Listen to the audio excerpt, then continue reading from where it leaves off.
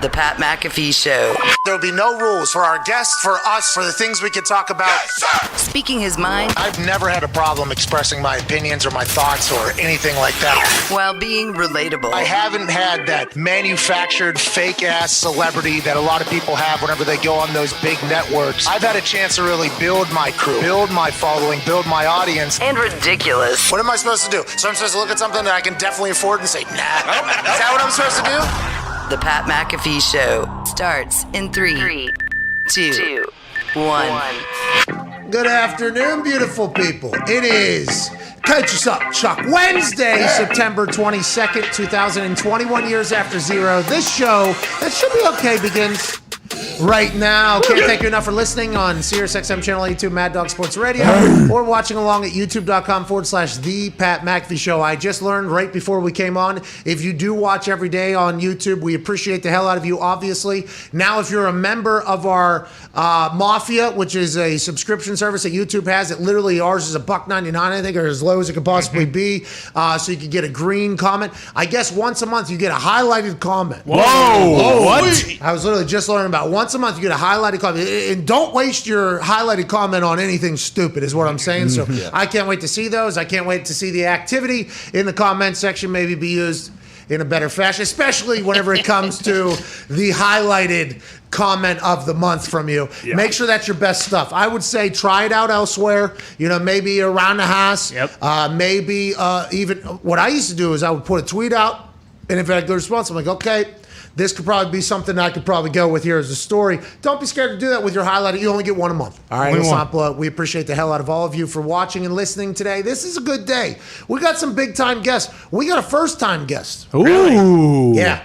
Mark Andrews, Baltimore Ravens tight end, will join us in about 6 minutes. He just got paid. They just had a massive win against the Chiefs. I can't wait to chit-chat with him about the I was pointing out, we asked Norman where AJ is. AJ's not here. He's at the Ryder Cup. Jeez. Competing for America. Here we go. But this guy went to Oklahoma. All right. Boomer. Yeah.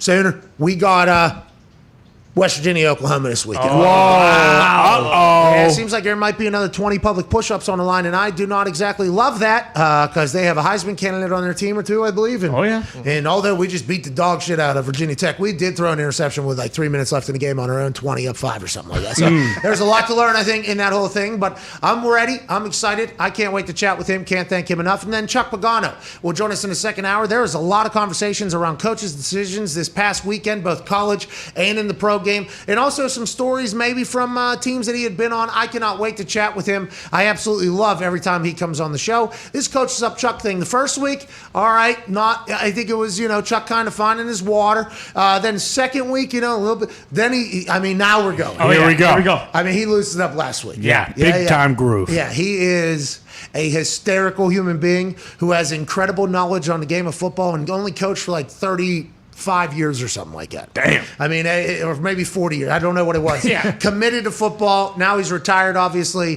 Very lucky to call him a friend and a weekly guest every Wednesday. That'll be in the second hour. And then the third hour, we have Dana White. Oh, my God. Uncle Dana. Look at this guy. He's come on the show again. This guy. Last time he came on, he said, you know what? I'm going to send you a bunch of stuff. I'm going to send you out a workout machine.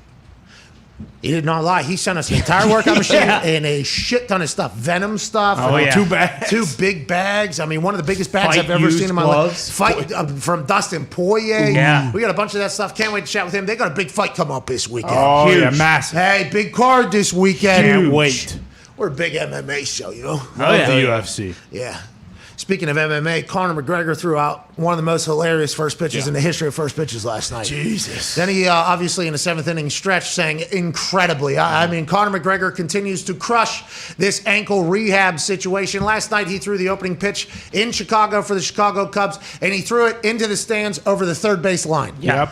I don't know if he did that on purpose or not, because we have seen him throw a football. He shot put that thing about 30, 40 yards, got a lot of power, a lot of explosion, obviously not great form. I don't know. It appears as if he tried to throw that into the stands. Oh, yeah. But we're not 100% sure. I'm not 100% sure. I do not know, but can't wait to chat with Dana about everything going on in their world. The Toxic Table is here at Boston Connor, at Ty Schmidt. Ty, a lot of reaction to Aaron Rodgers' reaction of the coverage of Aaron Rodgers after the Week 1 loss to New Orleans Saints. expected, understood. This is exactly what happens every single week during the football season. Yeah, absolutely. I mean, we've talked about it a million times, and you knew yesterday when he, took certain. I don't even want to say took shots, but responded to a lot of his critics.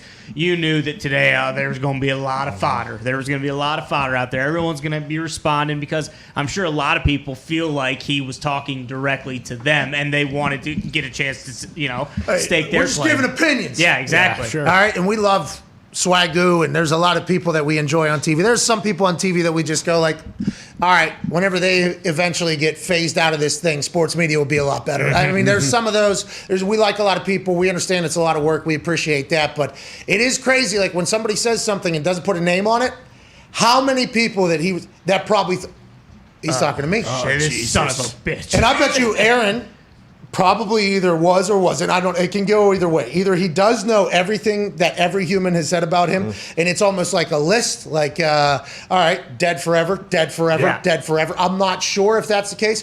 Or if he was talking to a couple people, and then those shots were heard by 50 people who have made a living off of potentially saying disparaging things about people, also Aaron Rodgers. That's why I found it so fascinating. I was excited to see what was going to happen to those comments on these shows, because for a long time, and, I get yelled at for this all the time, because we are an Aaron Rodgers. This is Team 12 show. Yeah, Sure. absolutely. Very much so. We got a chance to know him. I got a chance to golf with him, hang out with him. He obviously gives us so much time through the season. Yeah. It is unbelievable. We're very lucky and thankful for old Aaron Rodgers' friendship and also his guestship on the show. So whenever I speak publicly about things that I feel about this guy from knowing him, I think a lot of people hate it because for a long time, there were some people that got away with saying some shit about Aaron Rodgers who, they would then feed people that maybe didn't like Aaron. A teammate of his said, and it was always just the same couple people. Right. Now, that same, I don't know if he was speaking to Jermichael Finley, but I think everybody assumed took it that way. Jermichael Finley yet again says it again, and all that does, by the way, is it goes to all the sports media people just like us and go, hey, a teammate of his said boom about him. So that almost empowers the sports media people to continue the narrative that has always been said about Aaron Rodgers, because Aaron literally never talked about anything to anybody. He was called a prima donna, a selfish prick. He had family issues. He had everything in his life was documented, and he was bashed by not just in the sports world, by the way. No. We're talking about in the entertainment world and you're talking about all around the world because he's one of these superstars, and he never said shit about it, ever. It was almost admirable. It was like, this guy will let people say whatever about him and never even defend himself. So once we met him, the first time I met him, I'm like, hey, why don't we answer anything? Because I'm somebody that lives on the internet, and I enjoy keeping up and knowing and seeing what people are saying. I love it. I enjoy it. I'm very lucky that this is what we get to do for a living. We live on the internet because I actually enjoy that thing. Aaron was just like, if I answered everything that was ever said about me, that's all I'd be doing all day. I'd just kill him with indifference or whatever. I'm like, yeah, but there's a couple we could have got in front of. Right? Yeah. Isn't there a couple that we could have potentially got in front of? And he's like, well, if you do that, then people are going to expect you to cover everything. So now that he's finally speaking, and I think because we know him a little bit, AJ knows him a little bit, every teammate, as they continue to speak more, we're busting a narrative that this guy is the most selfish prick of all time in the NFL. And the people that believe that for a long time, I think are just having maybe a struggle with it, especially when there's some things that happen that feed that narrative potentially if you're looking at it through the lens of somebody that hates him. So I think it's going to take a little bit, but I'm very thankful that Aaron is at the point of his life where he's like, nah, no more of this shit. I like that. I love that, because for far too long I thought, hey, you should be defending yourself against some of this shit. There's some things that you should come out and say hey, this ain't true, and I think it would potentially end. And he just, well, if you do that, then how many more do you have to answer? And now all those people that feel that way and have said things like that about him for a long, long time and thought they knew him and they never actually knew him, now they're hearing all this other shit and they're like, well, I don't like that. That doesn't fit how I felt about this whole thing for so long. It's like, well, you only literally heard one side of the story, because the other side of the story, Aaron wouldn't say fucking shit about anything. So it's like, it's a fascinating time right now. It's a very fascinating time for Aaron, I assume, because he's getting a lot out there and clarifying a lot. And the people that love him are like, yeah, this is why we've been a fan of this guy, because we've either encountered him in the street randomly or at an event or something like that, and he's been nothing but cool to us or whatever. And it's like, finally, I think he's getting a chance to really take back the narrative almost. And there's going to be some people that hate it, and they do. There are people that do hate it, but it's expected, and that's the world we live in, I guess. And I think a big part of it, too, is, like, you talk about, like, we just got done talking about Devontae, and, like, he goes through the 2010 team when they won the Super Bowl, and, like, all those guys, like, his teammates love him. You never hear anything bad from guys who are currently playing with him unless it's, like, an unnamed source inside the Packers, which, we've talked about before. Like, it's bullshit. You can't really take that for anything. It's just these guys who are continually, jaded, and when they were there with him, it's like you can see all the pictures. Like, it looks like they had a great relationship, and it's also interesting because we talk about how, like, it's a week-to-week process and everything. Like, it's with him every single week after he comes on, like, what to expect then. Like, you know what I mean? Like, he is each and every week is do or die almost, which is kind of interesting. Like, I mean, it's obviously. Watching a Packer season, it's never been like that before, so it is kind of crazy. With like, he literally is like living and dying, at least on the internet, with every single performance, every decision he makes, everything he does, every game that he's played, every video that hits the internet. I mean, it is everything, and I guess that's just life as Aaron Rodgers at Boston Connor. I can't wait to hear your thoughts on everything happening in the world. And Hammer Dime Boy, Tone Diggs, the COVID cowboy, remains hot in the gambling alongside Gumpy, another human who actually came out and said something very similar to that. Lamar Jackson said, right now they love me, and then they'll hate me. He said, it's always going to be like that, so I can't pay attention to it, or something like that. He said, right now everybody's high on me and what we got going on, but it'll be something different next week. And he said it's always been like that with him, which I assume it has, by the way. In high school, going into college, there's probably a lot of teams that were like, nah, you should do this instead of play quarterback. Then in college, he goes on, dominates, and going to the NFL. The entire conversation was, nah, you should do this instead of play quarterback. So I think he has, and Aaron obviously does as well, I think they have some calluses, They can handle stuff being said to them, and I think that's a beautiful thing. And we'll be talking to one of Lamar Jackson's biggest weapons here in about a minute or two. I believe we're paused on this thing. Shit. Yeah. That thing is crazy, by the way, when you FaceTime with somebody, and it just says pause, it's like, oh, you got another call. All right, I'll wait. Sounds good. Well, also sometimes now, because you can close it out and that little screen appears on the FaceTime. Nice. Yeah. If you close it out too soon before you connect, it pauses automatically. So you got to wait a second, then close out, and then it's not paused. I heard the new FaceTime is even crazier, by the way. And for the people that don't have iPhones, I appreciate you being like, no, I ain't doing it. Never. Wake up. I want to let you know. Well, see, that's what. Come on. That's what the people who mostly don't have iPhones, they actually say they are. No. Yeah. That's their kind of whole thing. But like, the new FaceTime, I guess, is insane. And this new phone has a camera that's better than. It's the 8K camera that we see on TV. Apple has trillions of dollars or whatever the fuck it is. They have more money. And everybody's like, what do you do with that money? What do you do with that money? They made nicer cameras than that anybody has ever seen before for everybody's iPhone that buys it. It's like, what the hell? They got aliens over here. Yeah, they do. Speaking of an alien, ladies and gentlemen, joining us now is a tight end who's unbelievable at football. Just got paid, by the way, and is coming fresh off an incredible victory over the Kansas City Chiefs on primetime football. Ladies and gentlemen, Mark Andrews. Yay! What's up, dude? How's it going? How are you? Hey, Pat. Thanks for having me on, man. No, thank you for joining us. We got to get to this first before we start talking about all the incredible successes that you've had with the Baltimore Ravens and everything. Congrats on the bag, obviously. That's awesome. You deserve it. You earned it. West Virginia's going to Oklahoma this weekend. How many points you giving me? And 20 public push-ups on the line here? Yeah, I think we'll win by like 14. I'll bet you 20 on that. Okay, so you're gonna give me 14 points as well? Yeah, 14 points. Damn. It's a lot. You're going to give me 14 points. You know what you're doing right now. You're giving me... I'll give you 14 points, man. Wow. My dog's got it. Easy.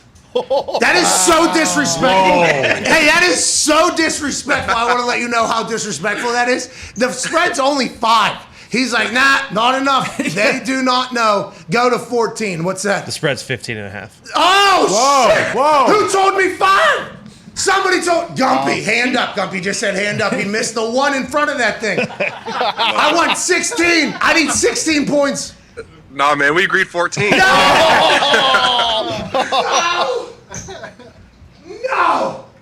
Hey, you know what? Make it 10. Yeah, make it 10. I knew it was 15.5, dude. I knew it was 15.5 Split points. the difference. Yeah, make it 10, dude.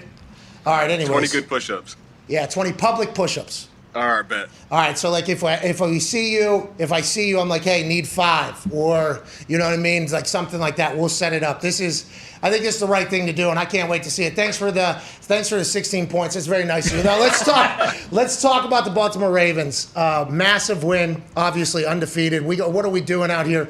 The team, not undefeated. Sorry, the team is riddled with injury.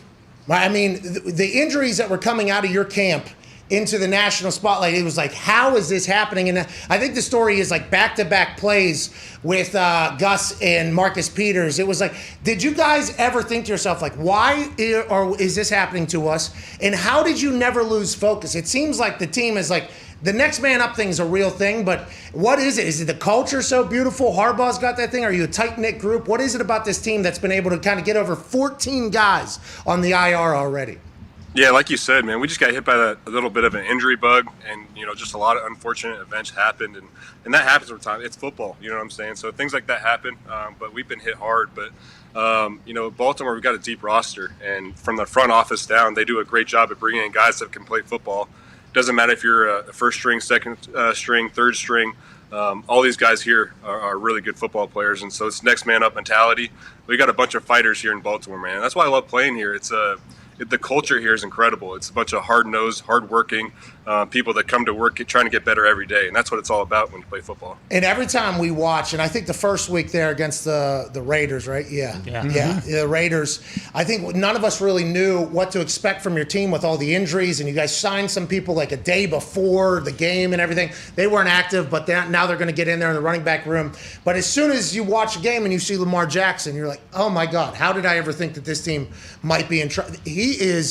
He's an alien, I think, dude. I think he's an alien. He is. He's getting faster, too. It seems like he's getting faster, stronger, smarter at this point. What is he like behind the scenes as well? Because it seems like everybody absolutely loves that dude. Yeah, no doubt, man. And like you said, he's an alien on the field. Just like when you block for him, it's like it's almost hard to not make a good block because he's going to make you right. But he's a freak athlete. But behind the scenes, he's a real cool dude, down to earth. People kind of gravitate towards him just because his whole persona is, kind of super down. But he's very relatable, man. He's a incredible teammate, incredible friend. I've been blessed to be able to play with him, man. He's definitely the best player I've ever played with. Yeah, and I think he's very thankful that you're on the team, obviously, and the tight end relationship with Lamar since he came into the league has been something beautiful, and I think it's the Ravens had focused on it, too. Whenever they made the decision to move on from Joe and go full-time with Lamar, I remember there was 3 tight end sets. It was, hey, we're going to do this thing. We're going to change the game because we have a guy that can change the game, and there's no other guy like this guy out there, and if there is, you would hope that any other team would do the same thing if there's ever another Lamar Jackson. But you just got paid. Hey, what did you buy? You earned this thing? Did we make any cool purchases? Did you gift anybody anything sweet? What was it like getting this big payday? Congrats, dude. Appreciate that, man. It was just incredible. It's a lot of hard work to get to this point, So just thankful, being able to call my family, celebrate with them, but didn't buy anything. Hopefully buy a house here in Maryland and maybe in Scottsdale as well. So I'm excited about that. Are you an Arizona guy? I am. I was born and raised in Scottsdale. Dude, I was just out there what was that, 2 weeks ago, 3 weeks ago? What a beautiful. Incredible. It is a completely different planet than where we live. I mean, the mountains, the desert is absolutely beautiful. So when you go to Baltimore, any culture shock at all? Or how have you taken to the city of Baltimore, and what are your thoughts on it? I've loved it from the get-go. The people here, the fans here, it's a unique city, but I've grown to love it. I've grown to love these people, a bunch of people that work hard and do their jobs and live the right way. So everyone out here has been awesome. Again, I wish you could have been there at M&T Bank Saturday or Sunday night, Kansas City Chiefs. It was probably the most fun game I've ever played in. Fans are going crazy. That's what it's all about, man. They live for their football in games like that. Was there any conversation or thought about the Chiefs being the big bad wolf for you guys for whatever reason? Because that was a narrative going in by all the TV people, obviously. For you guys, massive game. You should have won week 1. I think you probably all recognize that whenever you watch the film going into week 2. Then all of a sudden you got the Chiefs coming in, who obviously not just big bad wolf for you guys, but for everybody. They're the conference champs or whatever back to back. So is there any thought on that, or is it just do you guys take the nameless, faceless humans route of this whole thing? Yeah, we definitely do the nameless, faceless thing. But I think, with them, we've had this kind of, it's been 3 years since we beat them, or we haven't won in 3 years. So I think that was, extremely evident to us and everybody on the outside world. And it's definitely something that we thought about. And I think you just see how we played. We played with a bunch of emotion, played from our heart, and guys just going out there doing their jobs. And it was just an incredible game. Everyone competing. And that's what it's all about. That's a game that, we're going to have to be ready for again down the road. Whenever we played in Baltimore, and I don't know if they hate us more because the Colts left before I was born, and they're still mad or whatever, and the Ravens have won a Super Bowl since, obviously. They're still a team from Cleveland at the time, but they still hate us, I guess, and I understand that. But that fan base doesn't get enough credit and recognition nationally. That stadium is bananas. I got a chance to be there for the last time Ray came out with the fire, and it was, maybe that night was different or whatever, but when boom, boom, boom, boom, boom, boom, when that hit, I was like, this crazy. Is the coolest thing of all time. Yeah, I fucking loved it. That stadium is awesome over there. It is, man. It's one of the best places to play. For me, it is the best place to play. The grass is incredible. Fans are incredible. There's no bigger stage than that. You ever eat any of those COVID-filled crab cakes from Jimmy's? Oh, man. Hey, Jimmy's is the best. No. Their crab cakes are delicious. Yeah, the best I've ever had. Sure. The best I've ever had, but... Why don't you like Jimmy's, man? Oh, listen. Incredible food. All right. Yep. Great environment. Yeah. Treat you everything. well. Owners seem to be nice guys. Seem to be. But everything that bad happens in Baltimore seems to somehow just... Right back to Jimmy's is always right in the middle of that whole... I don't know. Hey, listen. They said a couple people maybe missed some things because old Jimmy Seafood had too good of a food, too good of a party, too good of people, Maybe that's what they said. You know what I mean? Hey, they're involved in everything here in Baltimore, but they treat people the right way. They do things the right way. And, man, that food, the crab cakes are where it's at. And they ship nationally, too. Yeah. And they put them on like ice, so literally as soon as you get it, it's almost Free like, options. oh my Ready God. to And listen, they're a good company, okay? Well, the fact that you're talking about it means they're a good company, No. To hell with that place. To hell with that place. I love it. Hey, a couple questions from the boys. Is that all right, Mark? We appreciate you joining us right now. Yeah, let's do it. Go ahead, Ty. Mark, I read that due to your diabetes, you wear an insulin pump every single day, and the only time you don't wear it is when you play football. Is that true? And also, obviously it hasn't hindered you at all, but how tough is it, whether through training or whatever? Does your diabetes ever kind of hold you back at all? Yeah, so I was diagnosed when I was 9, and I've been lucky. My family and my dad's a doctor, so I've gotten really good at dealing with it. And so I wear a tandem pump, and technology has gotten so much better throughout the years. So I wear a pump that gives me insulin. I take that off for games and practices and things like that. And then I also wear a Dexcom CGM, which is if you don't have that, you have to test your blood sugar. You have to prick your finger. And that takes a little bit of time, but this Dexcom CGM, it's another device that's on me, and it feeds my my blood sugars through Bluetooth to my phone, and also to my parents, my brother, and other people that have the Bluetooth connectability with it. So it's been awesome. I do really good with it. I got great trainers here. So I'm really kind of on top of it. It's my job to be able to play with diabetes, and I want to show people with diabetes they can do whatever they want. Yeah, and I think that's a big deal for the diabetes community. And I think one thing about diabetes is, hey, by the way, shout out to you, man. Shout out to you. Shout out to you. Not being scared to show hey, I got to go through this as well, just like everybody else. We're in this thing. Yeah. But I think I don't fully understand what diabetes is, though. So your levels, I know that sugar is bad, sugar is good, and what could ultimately happen potentially at the end. And I'm very thankful that we're, putting a spotlight on this, because I've encountered a lot of people through my life that have this, and it seems to be something that would make your life vitally different if you had to experience this on a day-to-day. So what is it completely, and what are we trying to stay away from? Yeah, so it's so my pancreas doesn't create insulin.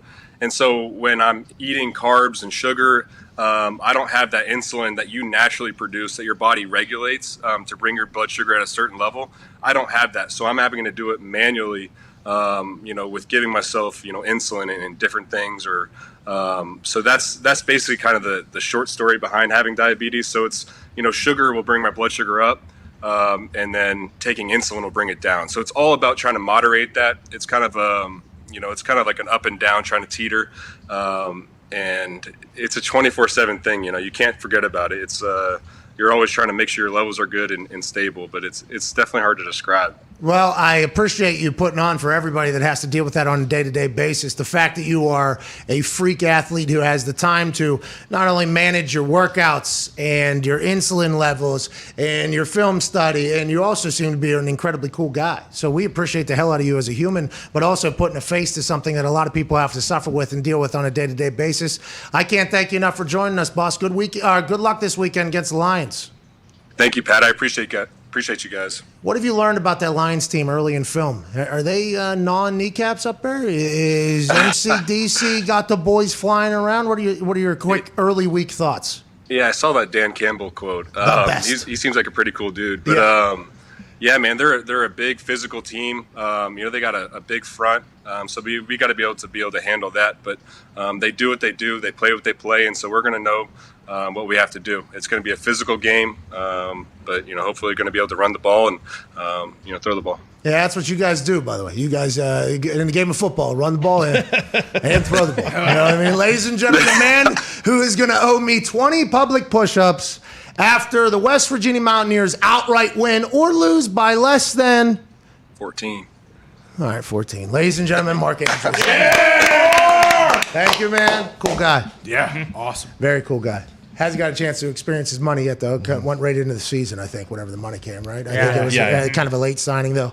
So I hope he does something awesome, especially out there in Scottsdale. There's a lot of options out there for cool stuff. I think he was the first tight end, too, to get paid after the summit. Oh, tight end you. I should have asked him about tight end. He had a hard out, and I think we did miss it. Just by a little bit, but we're good, though. Okay, so there's Zero has to deal with the text messages there. So I was going to go around the room there. That diabetes thing is insane. Yeah. Because there's, I hear about it, you hear about it, but I'm always like, what's going on? Why does this person have something, a needle inside them at all times or whatever? And then so insulin is the one that handles your carbs, regulates your blood sugar, I guess. And then if it gets too high, is that what you can't have it happen, or too low? Both. Right. Both. So my insulin goes in there, takes the carbs, takes the sugars, and says, "Hey, your motherfuckers are going to stay right here." Yeah. And then without insulin, that's just going north, south, east, and west in there. And that's energy levels, I assume, and other you health. Pass out. Yeah. Going to shock. God, could you imagine? That's a full-time job. Oh yeah, it's nuts. Well, that's what I had a couple kids that I knew growing up who had it, and it's one thing you see what they have to do day in, day out, and then being a football player on top of it, with all the stuff he's probably you have to put into your body to maintain your physique and everything. I bet it's very difficult. It's called a diabetic coma. It's I'm reading about it. It's insane. And so you pass out, and then you're just out? You just look delirious. You look drunk, basically. Really? And then you just knock out. Man. I'm happy he's, that's incredible to look at. Yeah, crushing it. Yeah. And he's... Oh, yeah. Big body. He's big body. Him and Ricard are over there, right? Oh, yeah. That's what my next question was going to be about, do you and Ricard just look at some teams and go, oh, we're going to demolish these dudes? Let's get them. Because Ricard's, 275 or something like that? Three. No, was he 300 pounds? Yeah, no, he was 300 at D-line, I think. Nah, maybe he was 300 I think pounds. he's listed at 300 plus, and he's 307. And maybe. he's the fullback for them. He used to be a defensive lineman or whatever. 6'3", 311 is what he's listed. And then you got Mark Andrews as well. Imagine them both going to seal an edge, and then you have an alien running behind them. And it's 14 people on IR or whatever already for that team, and they're like, it's all right. We got Mark Andrews. This guy just moves bodies and catches balls. Then we got this defensive end that is basically D-tackle weight, 311. Yeah. He can run very fast. And then, by the way, the guy that's under center, there hasn't been anybody like him ever before. No. People compare other mobile quarterbacks to Lamar Jackson. He already has 800-yard rushes or whatever in his career. I think the lead is 10, which is what Vic had. Yeah. Michael Vick had 100. He's going to pass that in 3 weeks probably. Oh, yeah. He's done in 43 games, and it took Vic, obviously, 200 plus. And it's going to – and listen, Michael Vick was a video game. Oh, yeah. And the game is much different now than it was then, and the offense is set up for Lamar to run, and Michael Vick's was not. It was basically, hey, we got they had a West Coast offense, I think, and then basically he was just scrambling and running for his life. Lamar Jackson offense is the Lamar Jackson offense because we have Lamar Jackson. Yeah. And that's like people are saying they're not going to pay him and they can't pay him. It's like their entire offense is Lamar Jackson. Yeah. So the dives that they give, the pitches that they give is because the defense is scared to death that Lamar Jackson is going to continue to keep the football. The offensive line that they build up, Mark Andrews getting money, the defensive end that gets moved to fullback, that's because Lamar Jackson is there. So it's just like if they were to not pay Lamar and get on the outs with Lamar, now granted, health is going to be something that will always be mentioned because it's mentioned alongside every other position that runs with the ball a lot. Okay, that is something that happens, that there's a chance. Lamar has seemed to have no problem with that. He seems to miss hits somehow, even while still gaining extra yardage. That spin move he hit on old buddy in Cincinnati is still something people talk about. He split people and continued. He doesn't seem to take many big hits, but all anybody will say is it only takes one. Hey, it only takes one. It only takes one. And he's obviously at a higher risk running the ball to get hit like that. But also I'd say the quarterbacks that can't move, that are sitting in the pocket, seems like they get hurt a lot too. So I think just the quarterback position as a whole, if they get hurt, you're fucked. It's like, that's the position. And that's kind of the only drawback people say about Lamar Jackson. Well, if he gets hurt, you're fucked. It's like, if your quarterback gets hurt, you're fucked. I was on a team that was completely undefeated. Then 2 years later, our quarterback, who now hosts Monday Night Football, he had something with his neck, didn't play.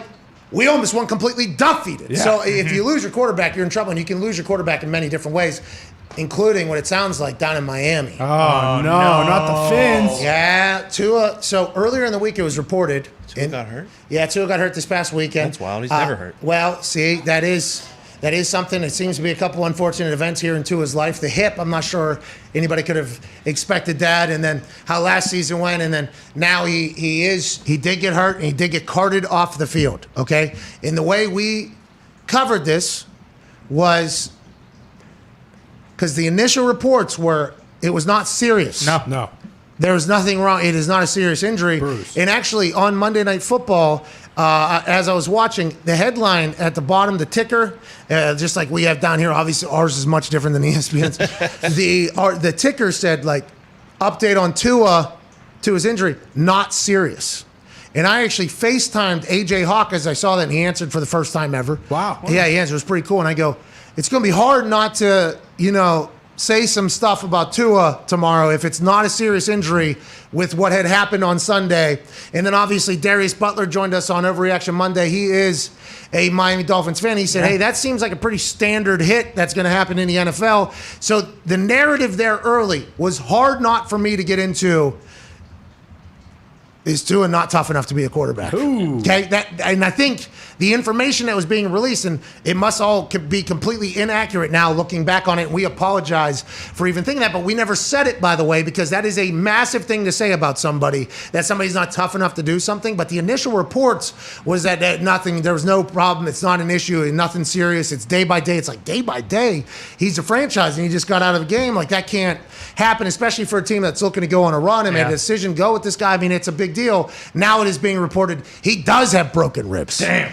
I don't know how any other report was released earlier in the week at all. If you're the Dolphins, who last year there was a little bit of a PR thing with Ryan Fitzmagic being benched and Flores not being able to tell either Ryan Fitzmagic or the team that they were moving on to Tua when they were in the middle of a run. So then that became a whole thing with Fitzmagic, like saying, like, yeah, I was heartbroken. I mean, I read it on Twitter, so the coach didn't even tell me. There was a whole situation there. The PR of this situation, I don't know how that narrative that nothing happened to him got out without anybody saying anything. Yeah. Somebody from the Dolphins should have came out and said, we do not know if that's an accurate report, because now that he has broken ribs, which could potentially lead to punctured lungs, like, it all makes a lot more sense, especially with how much pain they were saying in. But those initial not serious reports, I think, made Tua look not great in a lot of people's eyes, including Dolphins fans, I think. Now that they hear that he's got broken ribs, I think they're like, okay, let's get him healthy. That's nice to hear that the guy didn't just quit, which is kind of what it sounded like when they were saying there was no other injury. So I know this is terrible news to hear as a Dolphins fan, but in my eyes, as a new Dolphins fan, Sure. as a new member of the Dolph fam, after getting a chance to experience the Fins Up community on the internet, which I was grossly impressed by. I mean, absolutely impressed by. I was like, okay, I like this team. I would like them to win. And we got Gumpy in here.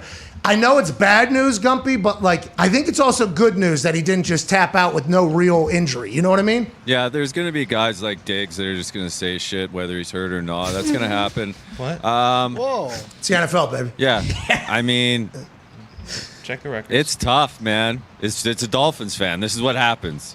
We're 1-0 to start the season. Gets taken out, second possession of the game. Jacoby looks like shit. We get shut out. The biggest worry here is Austin Jackson, now our left guard, has to cover for Jacoby, and he might be the worst guy on our O-line. Okay, all right. So everything's going really well for the Dolphin, it sounds like. Yeah. Fins aren't up anymore? Is everything all right? Do we got a little bent fin or we got a dorsal? What's going on with the we're not happy, we're not feeling good about how the season's going to go? Because I was just told, the way I was introduced to the Dolphin, the Fins Up community. Yeah. Because I said, Dolphins probably going to end up in third place in this division. That's all I said. Yeah. Because I was surprised by the sports books having Bills, Dolphins, Patriots, then Jets. That Jets is going to be tough to get, I think. Yeah. Okay, I'm not 100% sure, and that's no fault of Zach Wilson or Bob Sala. No, okay, no. They are in a rebuild year. They know it. They all know it. But I was very surprised that the sports books, after seeing Bill Belichick put $150-some million in the first day of the tampering free agency day, $150-some million investing into that, getting Mac Jones and everything, I was very surprised that they had the Dolphins ranked above the Patriots just within the division, especially because Belichick knows the division pretty well at this point. First week comes, Dolphins beat the Patriots, and I'm like, all right. Hey, I respect their fan base for attacking me, for even saying they were going to come in third, okay, and not second. I appreciate them coming after me for that. They go into Foxborough, they get a win, and then now it's like, are the Dolphins fans quitting on the season already? Sounds Are we like it. quitting right now already? No. Are we quitting on the season? It sounds like The it. Bills have owned us forever. Like Josh Allen The just owns Patriots us. have owned all of you, right? Or no, because I guess the Dolphins have always given We you get guys one. trouble. We get one. We get one. One a year. We get one. Yeah, but they've gone on to win 7 or 6 or whatever. Yeah. But to be fair, in Miami they do struggle. But with all this Tua Jacoby thing, what if Jacoby comes out and slings Lights it up. Yeah, lights it up. And then what do you do with Tua? So I will say this until the death of me.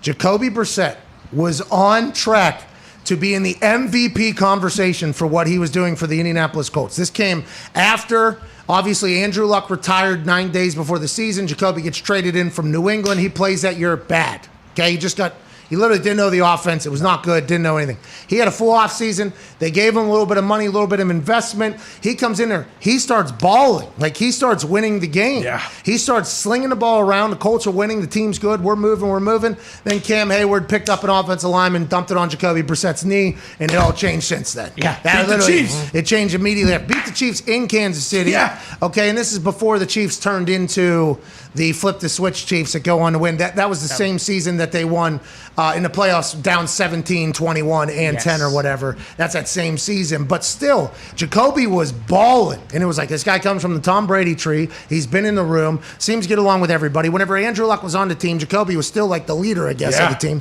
So it's like, hey, this guy could be good. But we haven't seen him do much great since the knee injury.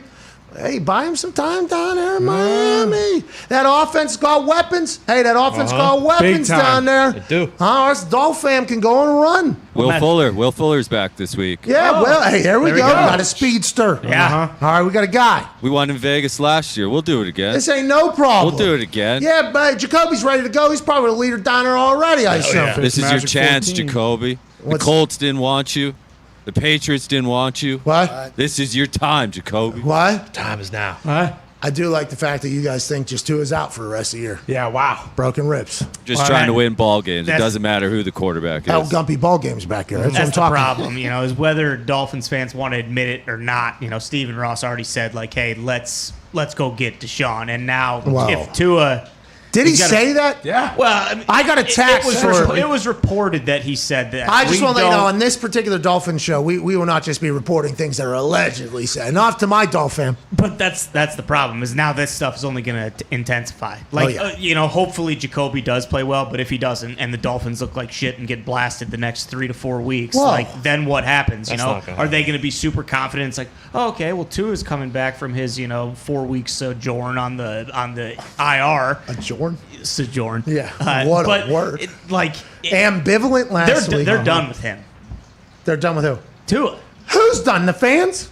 I just think the whole organization. I don't know how if he comes back. How did they let the report get out That's that it wasn't broken ribs? It ribs? just makes him look so incompetent. So bad. Yeah, it's not a good situation, and it's definitely. I mean, I don't know if it's fair to Tua. I mean, if he can't stay healthy, that's one thing. But I think they're looking for a new quarterback. Wow. Was it not? Jeez, we're peddling in narratives that we don't know if that's true or not. We're not sure, but we do know Deshaun Watson had a punctured lung, and he took the bus, correct, to the game so he could play because he wasn't allowed to fly. Andrew Brees last season. Of course. Yeah.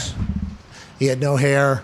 He had 14 fractured ribs, punctured lungs, that entire His arm was dead. His heart stopped for a That's second. been like 6 now or he's 7 years. Tony. I mean, that is true, but he can still put it on a dime. For Yeah, you, Oh too. yeah. Right. Not everybody can put it on a dime. Now, full long, rib cage back, Yep. full head of hair, on TV, crushing it. Making picks. And that's the story of Drew Brees, you know? And I have never had broken rib, so I'm never going to say you should play through that. But there has been other people that have. Maybe the situation, maybe the rib is in a place that is much different than somewhere else. Yeah. Maybe other broken ribs are the ones that Marilyn Manson took out down at the bar. True. So he could potentially, and maybe this one's up closer, to where the lungs are, to where the heart is. Can't be dancing with the devil up there. Because the rib cage is a large area. Oh, yeah. Sure. So we don't know what this injury necessarily is, but what we're saying is that the narrative that it wasn't an injury earlier in the week made him look very bad, and nobody got in front of that, which takes us all the way back to I'm happy Aaron's finally getting in front of the narratives. You know That's what I right. mean? Because that wasn't something he always did. That's And now he's doing it, and people are pissed. We got to get to a break. It is 43 minutes into hour one here. There we go. Hell yeah. A little slow build there, you know. Bring it in quiet. This song's called "The Fall" by Just Jelly. Oh, Jelly's good. Oh yeah, Maybe it's called Just Jelly by The Fall. that's my jam. Either way, they're awesome. Yeah. I love jelly too. Me too. PB&J. Yeah, I was a big PB&J guy. I actually, at one point in my life, wanted to open a peanut butter and jelly restaurant. Really? Yeah, because you got different types of peanut butter and jelly, obviously. Yeah. You can toast it. You got the crunchy. You got the smooth. You got the bananas. You got the whole thing. You can cut off the crust. You can do the entire thing. They actually have those now. I think I was like 12, maybe 11 when I thought of that idea. I was obviously shot down by some terrible teacher in Plumboro School District telling me it was a bad idea and to focus on maybe being a teacher or a firefighter someday. What was the name of the restaurant? Nick and I lived right next to one. Yeah, they have them. It didn't last.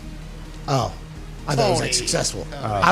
It being successful. I'm sure some of them are. The one that we lived was not. You guys don't like peanut butter and jelly where you guys were living? What type of fucking It's just easier yuppies to were you guys not it eating yourself. PB and It's J? easier to make it yourself. Yeah, I wasn't trying to pay $7 for a Yeah. fucking PB&J. Panera Bread has like a 1, 2, 3, like $10 one.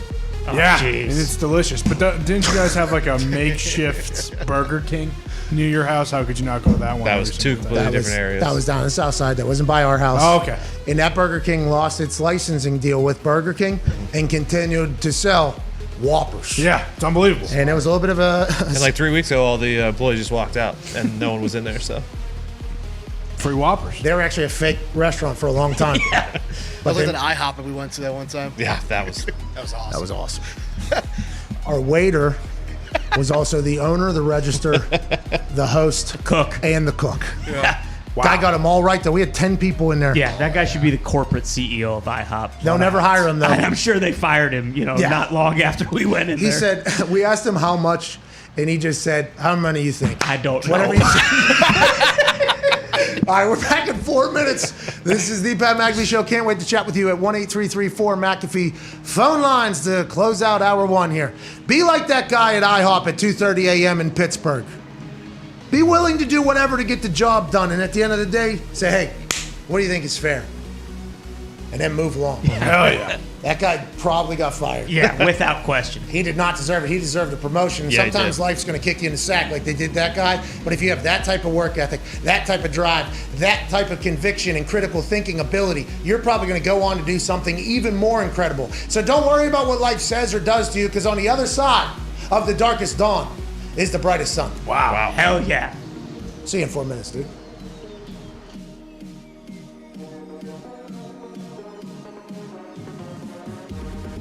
Whenever you're working on golf, do you still have the same routine that you had whenever you were younger now, or is it much different? And how often do you just go down there and just hit Phil Mickelson flop shots all day? But anytime you turn one sideways and you flatten it, you're like, oh, watch this. I'm going to do like Phil Mickelson does. And then you just go out there. Normally, you either blade it, hit it straight up in the air to the right, or you somehow get lucky and it goes, and everybody's like, oh my God. Incredible shot. Phil Mickelson. Wow. That's what that is kind of become, and I remember you hit the one over your head that one time. That was a mind blower from me. Is the short game something you've always just been good at, or are you good at it because that's all you work like so much on it all the time? When I was a kid, my dad had a little chipping area in our backyard and putting green, and so I would just go out there and hit balls because I couldn't really go to the golf course, and all I did was shots inside 30 yards. And it got very monotonous to hit the same shot over and over, so I'd go behind the avocado tree. I'd go back around the other trees and bushes and rough and so forth. And so I would get creative as a kid hitting those shots. And you kind of learn a couple of things. But what I would say, Pat, is that there's really only one way to chip effectively, because you're coming in with no coverage on the ball. You're coming in with so much loft that the leading edge is coming in first. So you have to have your weight forward. That's it. You have to have your weight forward and drive the club down into the ground. And most people, when they do that, their hands either come back or their weight comes back and the leading edge comes up and blades it. Now, you can kind of flip your hands a little bit if you have a good lie. Like if the ball's sitting in the first cut or it's sitting up, but that technique will not work all the time. And so that's why I prefer and believe that the technique where you have your weight forward, your hands forward, and you drive the club down to the ground will be consistent every time. So lay that club flat, move that ball off your left toe, get that ball off your front left, there you go, and open that face flat and just drive the club down into the ground. The ball will pop up like a gem. I think I'm a scratch golfer. Let's go! I think it makes sense, by the way, that your childhood was spent within 30 yards of a green. My childhood was spent kicking a soccer ball off the side of a house. Worked out for me. It's worked out for you much better.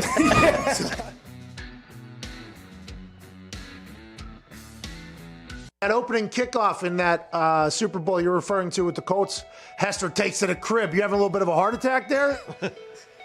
Very bad decision, Pat, on my part. All week up in Indy, we're practicing, and we know he's their number one threat. They don't have a lot of offensive weaponry. They win with defense and special team.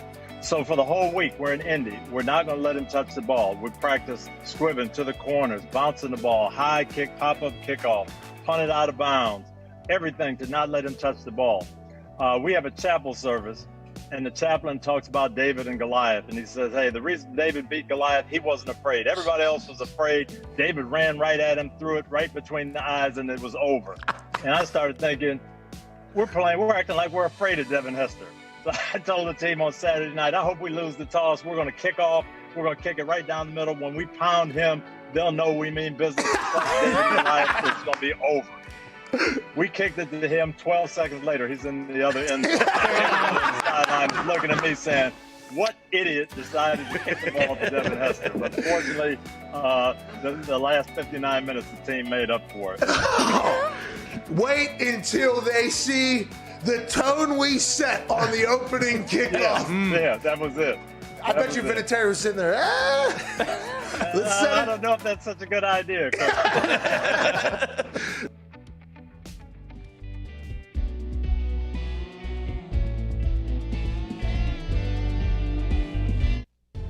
This is the Pat McAfee Show on Sirius XM Mad Dog Sports Radio. We thank you for taking the time to seek out this small regional show that streams internationally. Here's Pat and the boys. Welcome back to that show. Wednesday, September 22nd. It's a beautiful day for some, and for others, there is some news to be chatted about. The Pittsburgh Steelers are out everybody that they started last week. Oh, Jesus. What is this, Diggs? I mean, literally, everybody's out, it seems like. You got what? Bush? What? Hayden? What? Alulu? What? Deontay Johnson? What? And potentially Roethlisberger and Highsmith as well. What the hell is going on? That's football, baby. We're going to play through it. Ben's got a pec 2 weeks into the season. Different pec. Left pec. Yeah, we're fine. Oh, so he's going to play. That doesn't matter. This It's is just like the Ben's boot. final Yeah. form. Yeah. Steelers season doesn't start until Ben's playing through pain. Okay? Now we go. Okay, this is something Ben can be like, after every time he gets hit or after every throw, he's going to He's going to wiggle his pads a little bit. He's going to grimace. But this is when Ben becomes his best Ben. Nature is healing. We're all the way back. Feel pretty good about it now. Lost to the Raiders at home. That happens every time. To open the Heinz Field after 18 months of not having anybody in there. Yinzer's flocked in from all the different hills to fill that stadium. And the Raiders go in there and led by Daniel Carlson, AFC Special Teams Player of the Week's 4 field goals. And obviously Derek Carr fighting through injury.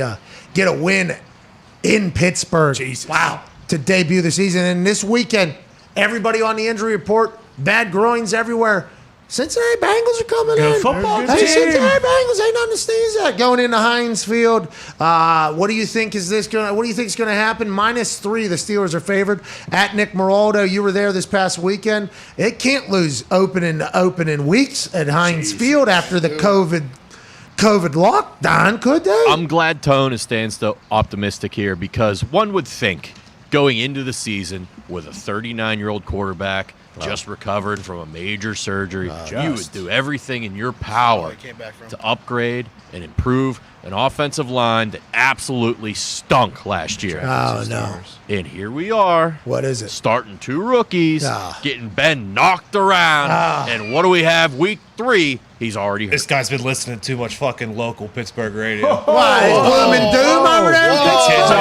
Hey, they tore Ben's pec. Yeah. Protect the guy. Get his titty right. What are we even doing over there? We had Tomlin on last week. Maybe that should have been your question. Maybe, you asked about, obviously, the Steelers taking on the identity of the city and the blue-collar boy. You didn't say blue-collar boys, but blue-collar boys and everything like that. Maybe we should ask them, do you care about Ben's tit? You know what I mean? Because I didn't watch the game closely enough, because I knew you were literally there and Diggs would be watching the thing entirely. Was the offensive line no good? No bueno? It's much better than last year. So Nick was wrong. Ben did get up. Got hit 10 times. Yeah, he got hit a little bit. And the O-line did not help him up, apparently. Oh, no. They didn't help him up. We rushed for 39 yards. How's it better, Tone? Tell me how it's better. Was there. He had boots on the ground. Last year they rushed for 27, so 12 yards better. That's pretty good. Here we go. Hey, that's a first down. Yeah. That's at least 1 first down. Maybe 2, depending upon when you decide to hand the ball off. That's something that ain't nobody thinking about. They lost to the first place team in the AFC. That happens. All right, listen. I know that Ben's going to play because Ben, this torn pec thing, he threw his coach under a bus. This is full Ben season. He may play with a sling on. But they can't be losing back-to-back home games to start the season after COVID. That's not good for the city of Pittsburgh. You and I both know it. And the Bengals bouncing back after that Bears loss. Yeah. I mean, they made that thing game late. Joe started targeting. I mean, they made that thing really close, even though the Bears. Joe played well against prevent defense, yeah. Whoa. Well, listen. If TJ Watt's healthy in Pittsburgh and he plays, they beat the Bengals. It's that simple. All right, let's go to the phone calls here. TJ Watt has bad groin. He's not healthy, though. That's literally being said. Or Hayden. That's what everybody's saying. Or Bush. Why?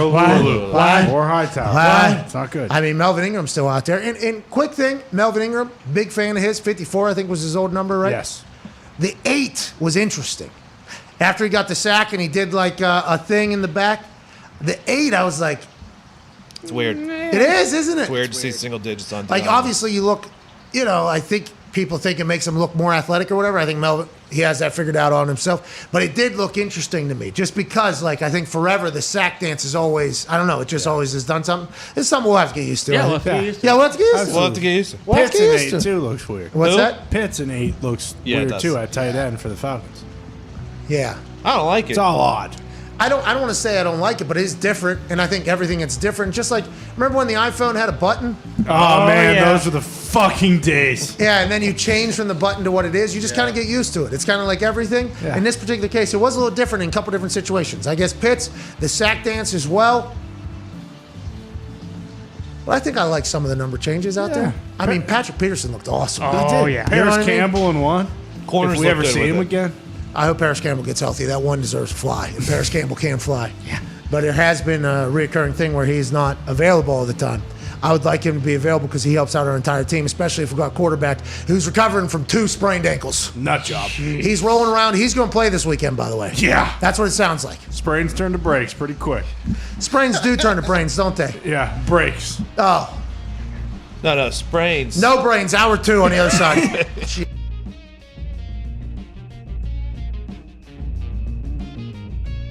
All the hard hard work throughout my entire life, whether it was driving me to practice, to go to work, the coaches that invested hours in me, everything I have done to get to this point. I got a whole town, a community, a family, a tribe of people watching me potentially live out my dreams that we all thought was going to happen. And when I get to Rock, I get a chance to carry 8 motherfuckers that are playing for a team that is in the city that I went to college in. I carry 8 people, have the biggest moment in my football career, maybe make a team, if not with the coach somewhere else. Hey, that guy's got juice, let's do it. Change the entire direction in the course of my family's life. I can't be excited though. No. Don't even think about it. Don't you fucking dare. Are you kidding me? All that just happened and everything I just said there and more is potentially happening in that one play? Don't even fucking think it. Get your fucking ass back in the huddle. You know Barry Sanders? Hey, Barry Sanders, he'd score a touchdown and he would just hand it to the ref and then he was gone. Why don't I? Well, Barry Sanders also won the Heisman, right? Yeah. He was also like the all-time leading scorer in this whole thing. Barry Sanders was unbelievable, worked his ass off. Let's not get crazy. And Barry Sanders had the ability to act like he had been there before because Barry Sanders, by the way, had fucking been there before.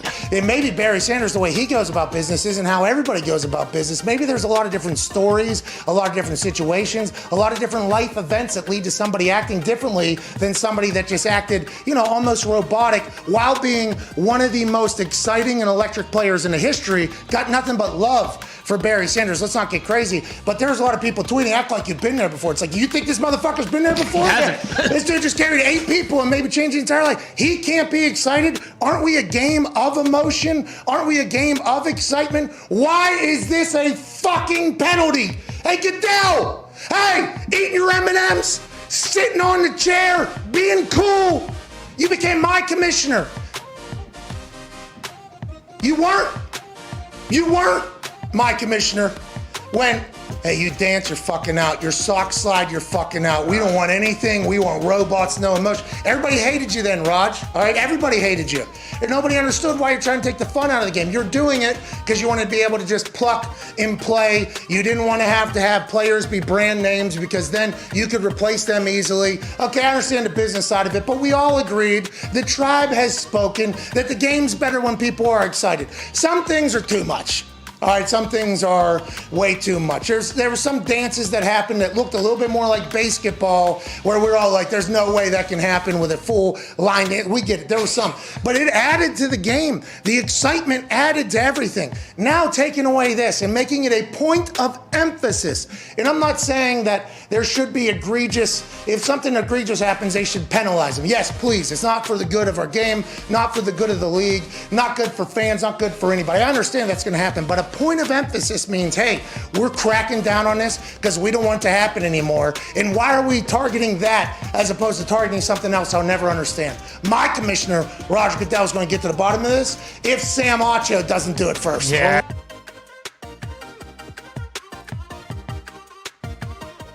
I have a surprise, obviously. That's what this show is all about.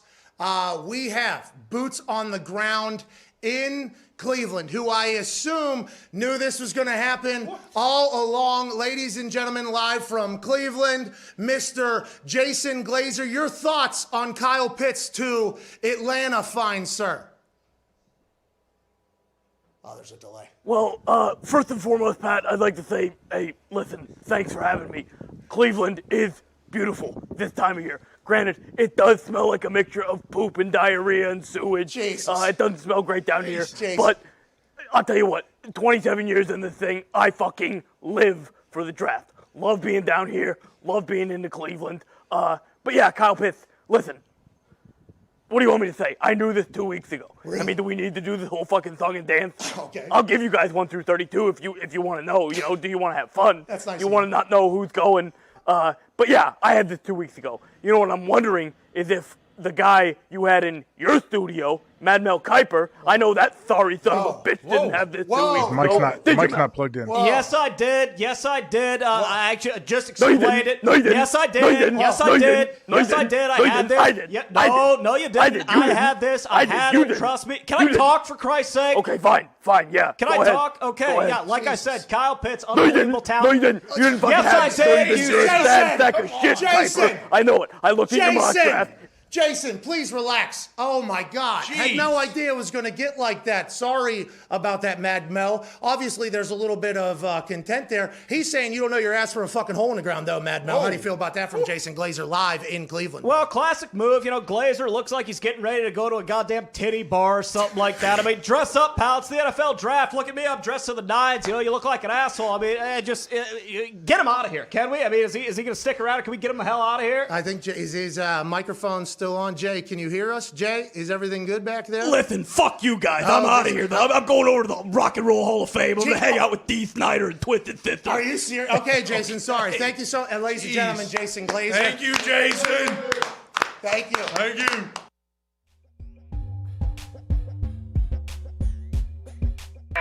The Pat McAfee Show.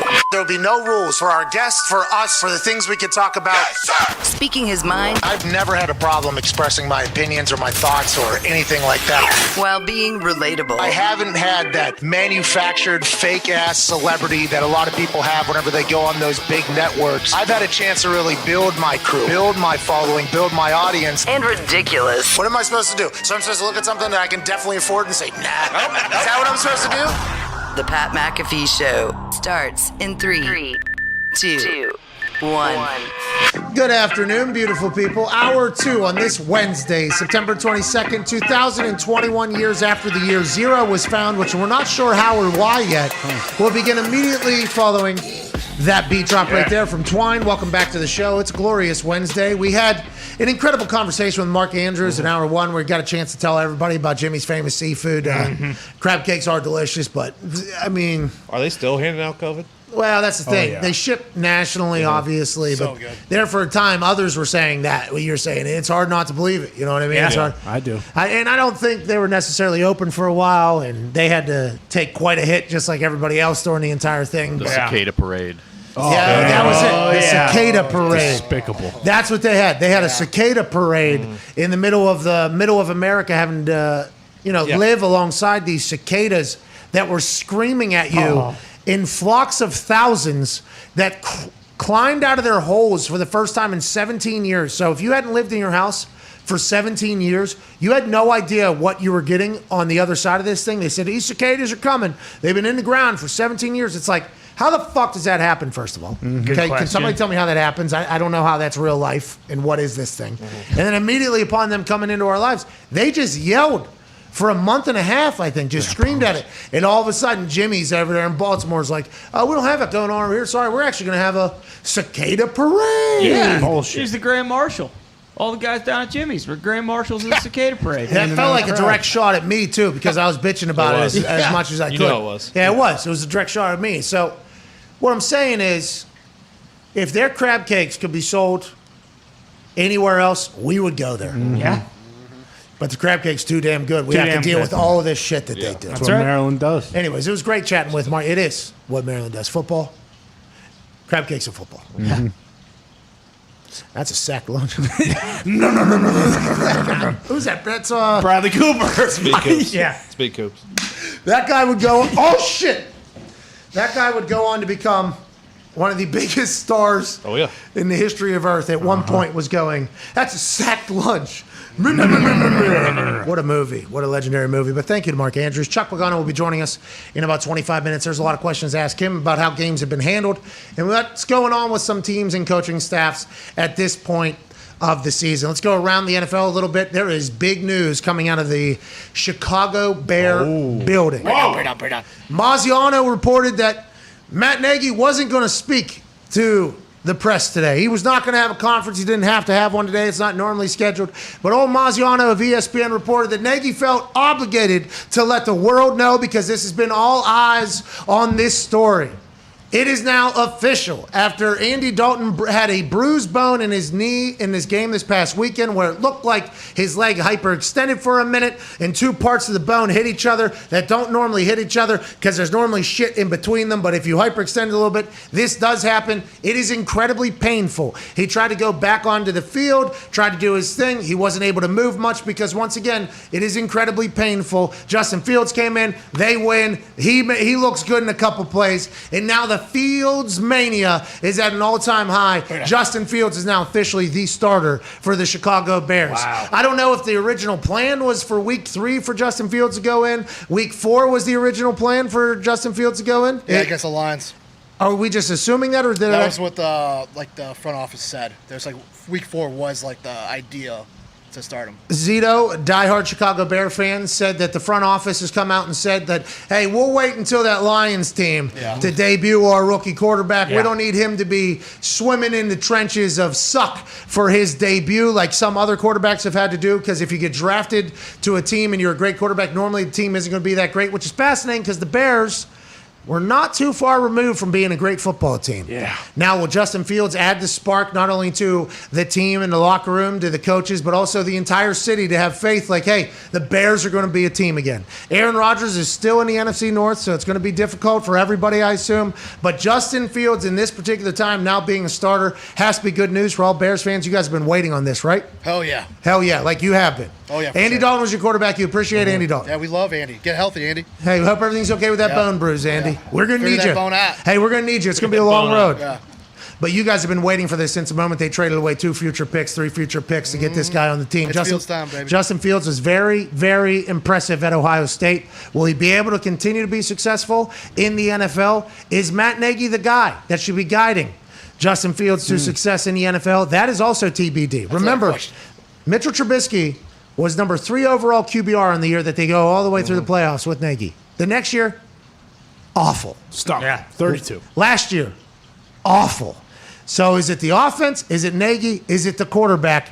We have no idea. We'll see what Fields and the Chicago Bears can become. It's too bad because, I mean, I feel like this is a tough game, too. Brownies, the Bears' O-line isn't great, and they got, Clowney and Myles Garrett, so tough game for him. But also Nagy said that although he is starting, Andy Dalton's still the starter. Uh-huh. So what do you think Fields has to do? Is that what Nagy actually said? Oh, yeah, when he's healthy. When he's healthy, Andy is the starter. That's when he sent him back out. It's like once Andy Dalton's healthy, he is the starter again. Yeah, that was yesterday, though, right? That wasn't today. Today, just nothing has said about Andy being a starter again. Yeah, yesterday he came out and he said when Andy's healthy, he's the starter, because he was asked about who's the starter, and that was his only answer. Today it came out Justin Fields is the starter. So what's that mean? Andy Dalton isn't healthy. Whoa. And if Fields wins, though, if Fields wins, they beat the Browns. If he wins the next couple weeks, I don't know how long a bone bruise in your knee is going to take. That is very painful. I don't know how you could shoot it up. And by the way, just like Tua with his ribs, very painful. These things are very painful, okay? So this is something that happens, and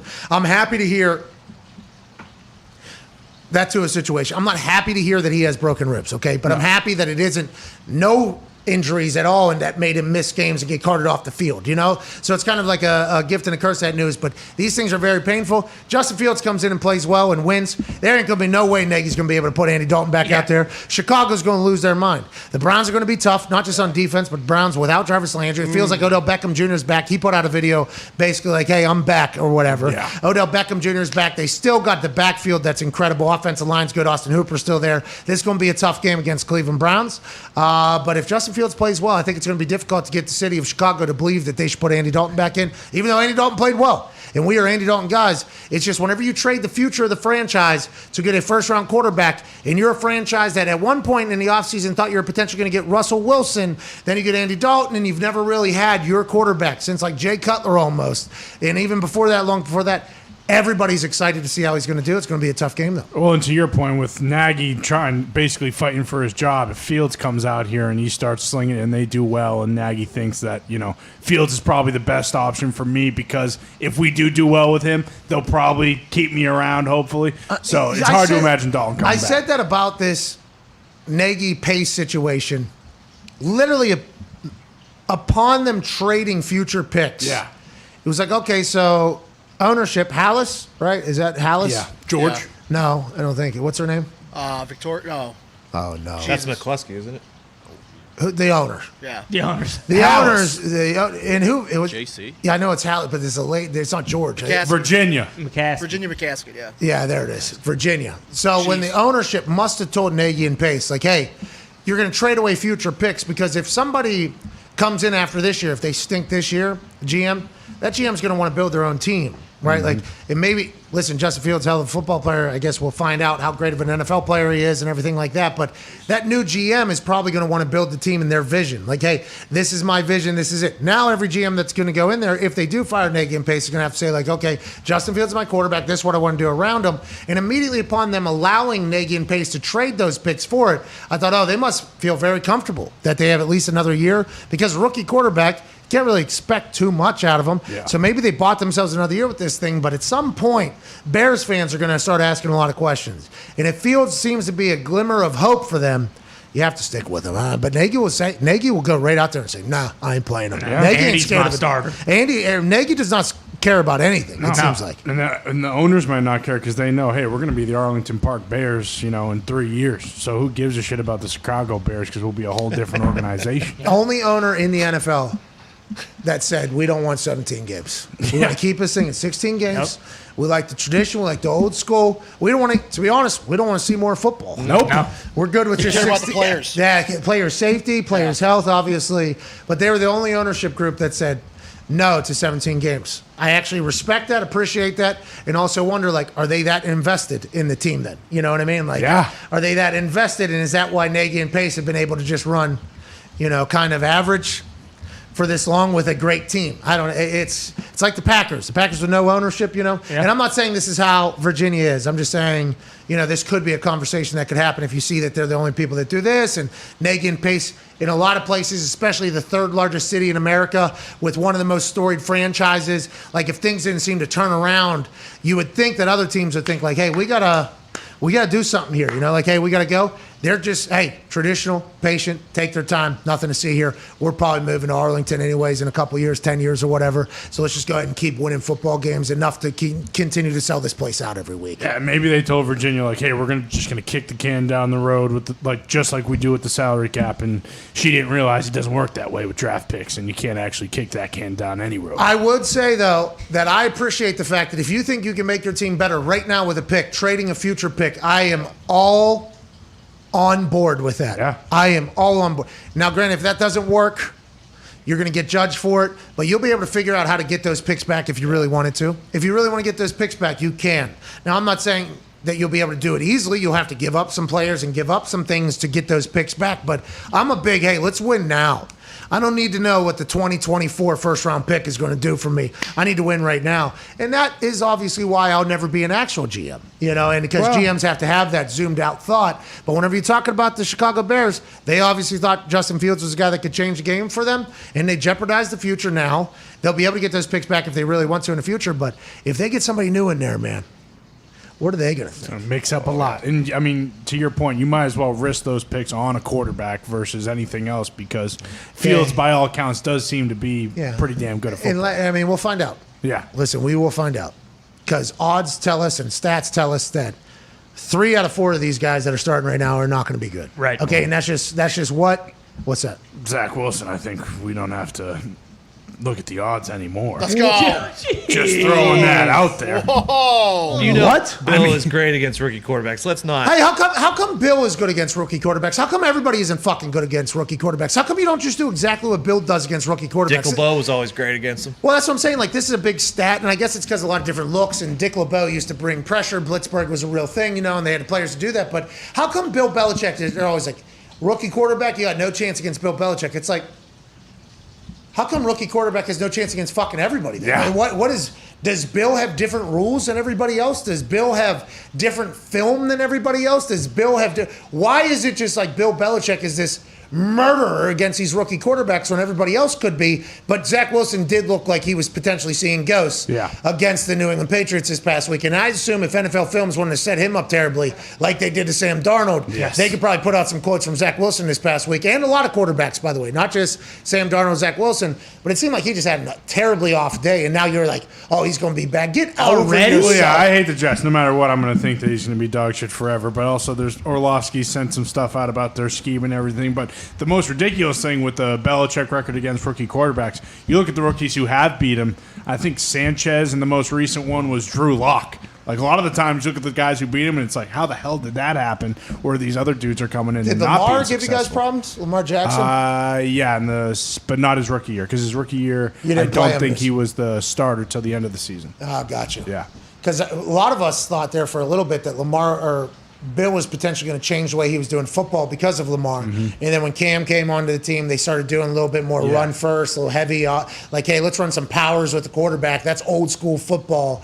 And I think it either came from him or the building. Like, he has a lot of respect for what Baltimore's doing with Lamar or something Big time. like that. Like, changing the game completely. And they were going tight ends, and we know how Bill feels about tight ends. He probably looked at that and was like, God damn, I want 3 of those things too. $90 million he spent on tight ends, right? Was that what it was? $90 million? Yeah, with Hunter Henry and Johnny Smith, yeah. How has that worked out? I mean, Hunter Henry had 2 catches for 50 yards last week, so you tell me. You tell me. How about Johnu? Is Johnu hurt? He's not hurt, but he's, hasn't What's been that? as accustomed to the offense yet. I mean, look, our passing offense last week only had 185 yards. It's not like we were slinging the rock around the field. Like, Mac doesn't really make mistakes. I think with Bill against rookie quarterbacks, a lot of what he does is, hey, we're going to make him, force the ball downfield, and I think that's what maybe teams are trying to do to Mac, and Mac just refuses to do it. He'll just dump it to James White for 8 yards. So this is what Peyton said, right, about the cover 2 defense that Aaron was staring at all night. It's like Peyton, he was speaking loudly about how he would frame it. It's like, okay, this is a challenge. This is a challenge or a test from the defense that I won't be patient and just run the ball here. Now, I don't know if Peyton I don't know if he ever passed that test. I think he threw the ball a lot. He had cover 2 beaters too. I think they had plays probably a couple times. Peyton just held handed. Yeah, handed. Yeah, is that it? Handed the ball off? Oh yeah. Man, that sounds weird. The English language is fucked up, by the way. A lot. Somebody, DoorDash came, didn't speak greatest English, and I have to set a 30-second code for them to get in or whatever because our one thing's broke. And pound is the one button, right, that you have to push in. Yep. And it depends on how old they are, on whether or not that's hashtag or pound. Yeah. And then I started trying to explain hashtag to this person about how much different it is than a hash mark and also hash that you smoke that I potentially did. And then you think about the pound sign. Pounds can be weight, money, a sign. I mean, the English language is completely fucked, by the way. But anyways, I think maybe the first couple times Peyton did hand the ball off against cover 2, and then he had a couple off seasons where he was like, I'm sick of fucking them just completely, we got to get some beaters in there. But that's how it is.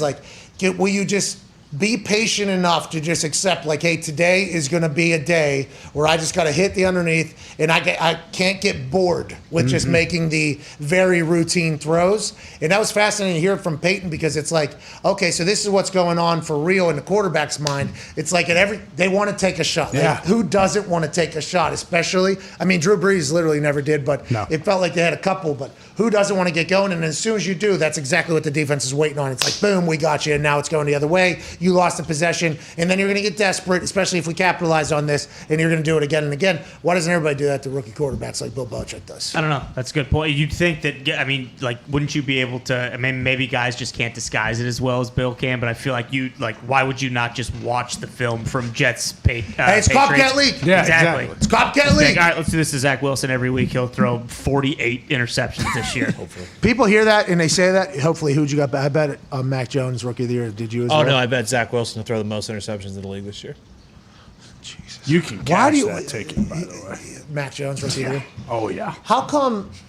Is there any wide receivers or anybody doing anything? So Rondell Moore, hey. Jamar Chase has 2 touchdowns. Rashawn Slater's had a pretty good year so far, but they're not going to give it to an offensive line. It's quarterback league. Come on. Penei Sewell, hey. Move over to left tackle. Yeah. Look out. Guy's unbelievable. Well, let's talk about Diggs, though. Diggs, you love unders, bad football. You love failure. You love that stuff. Future bet. Now you're betting on a future bet. You're saving. You have money tied up on FanDuel right now for most interceptions in a season, and it's like Zach Wilson. So every time Zach Wilson fails, you're like, yeah, I knew it. You just kind of cash that away. Isn't that a little bit of a negative? doesn't that just like kind of ooze negativity there a little bit? I don't care how negative it is as long as the bank account's positive. Woo! Yeah. Hammer. Dahn! Now I need Joe Burrow and Trevor Lawrence to stop throwing fucking interceptions, okay? Oh, that's what you're saying. There's whenever 3 straight passes or interceptions, and that's why you were so angry about it, because that's what Joey Burrow did against Chicago Bears. And then he had 2 touchdown passes immediately after. I think 5 straight passes. I'm not 100% sure. It might have been 5 of 7. I forget. But no, because I think Zach Wilson was 3 of 7 with 3 completions, 3 interceptions, and 1 incompletion. 45 yards. And 45 yards at halftime. Yes. Joey Burrow against Chicago, and I'm not sure if this is right. I think I read it on one tweet, and there's a lot of tweets that are reading stats and everything at this point.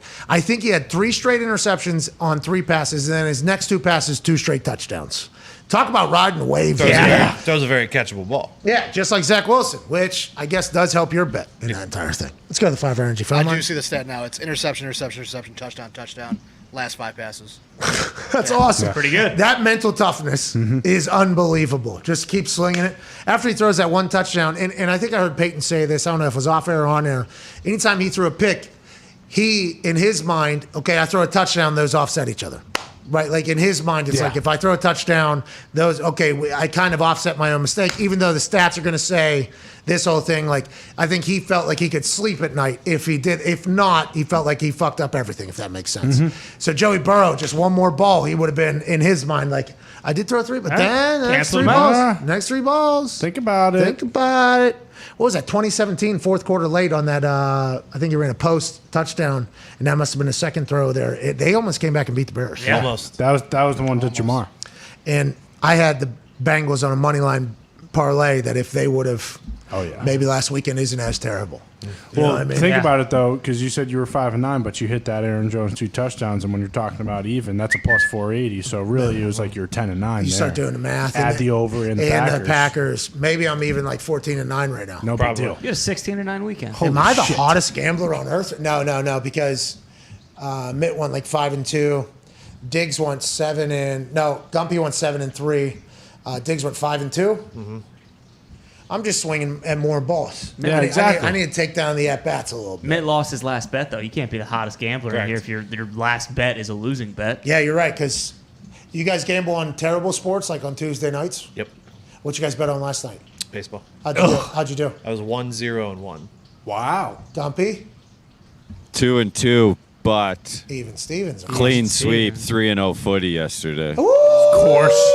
Layup. 5-2. Gumpy is the hardest guy in the last day, I guess. Back to the old war horse. Yeah, we love when footy comes out. We won't watch a single minute of that shit, but No we'll make way. money off of it because our friend Gumpy is a soccer sharp. Soccer sharp. Soccer sharp. Soccer sharp. You don't have to watch soccer to make money off of soccer. That game stinks. So we're on. Yeah, we're on the same. By the way, that was real good. Started TED last night. I had a nice giggle when I heard Umbrella to a Brainstorm. Yeah. I was like, Pat's been saying that a lot lately. The first couple times I said it on here, I said shout out to Ted Lasso. And then now at this I point, didn't catch that. Yeah, I don't want to say it every single time, but yeah, somebody was peeking their head through a window actually whenever they said that. I don't want to bring an umbrella to a brainstorm. That's a beautiful Great goal. How many more of those can he create? Because he's getting $1 million an episode for next season. Yeah. They did 12 episodes this season, allegedly. So is he making 12 more next season? If I'm him, I'm making $1 million. I'm probably going to try to get that thing to 15, They 16. just swept the 20. Emmys, too. I mean, he's never had more leverage than he does now. Hey, let's go, Jay Sutton. Hey, Jay Sutton. Hey, Jay Sutton's a guy that just loves thespianism. Yeah, he's very good. I saw him in a theater off Broadway. Whoa. With like maybe 60 people, and he did Robin Williams' Hamlet. No, Dead Poet Society. And he was like, "What? It wasn't." He did not do Hamlet. We were just talking about Hamlet. Yeah, you are cultured that you know Hamlet exists. Okay, but I was off Broadway, please. And it was Dead Poet Society. And he was like up in the crowd at some points during the thing. And he was like full on. And I got a chance to chat with him afterwards because he's a Kansas City guy. And Colquitt kind of put me in contact with him or whatever. He had no idea who I was or whatever. Got a chance to chat with him though. And I was like, this doesn't seem like Like, this doesn't seem like what you should be doing. Like, there's only like 60 people here, 50 people here. And he goes, oh, he loves it. Like, he just loves the acting. Like, he loves getting into it and he loves doing all the things. So I'm happy to see him kicking ass. He goes there to hone the skills. I don't know if it's tone. I think he just like enjoys the feeling. I think he just like enjoys. And then he said Back to his roots. Then he said he hops on a scooter, goes across the Brooklyn Bridge, and goes back home every day. Very sweet. He said my hair kind of blows. He said it was a cool conversation. Yeah, I had to wait in line for it, and I did not want to do it. He's got a great shoe game in Ted Lasso too. What's that? Yes, every episode some new heat. Every scene basically some new heat on that guy. Yeah, great shoe game. Over there in Britain, AFC Richmond is a team that people want to be around. So a lot of sneakerheads probably sending shoes. We did request for an interview with Ted Lasso. Oh yeah, here we go.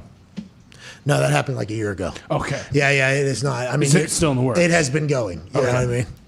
Let's go to the phones. It's a process. Let's go to AJ in Virginia. What's going on, AJ? This is Hawk.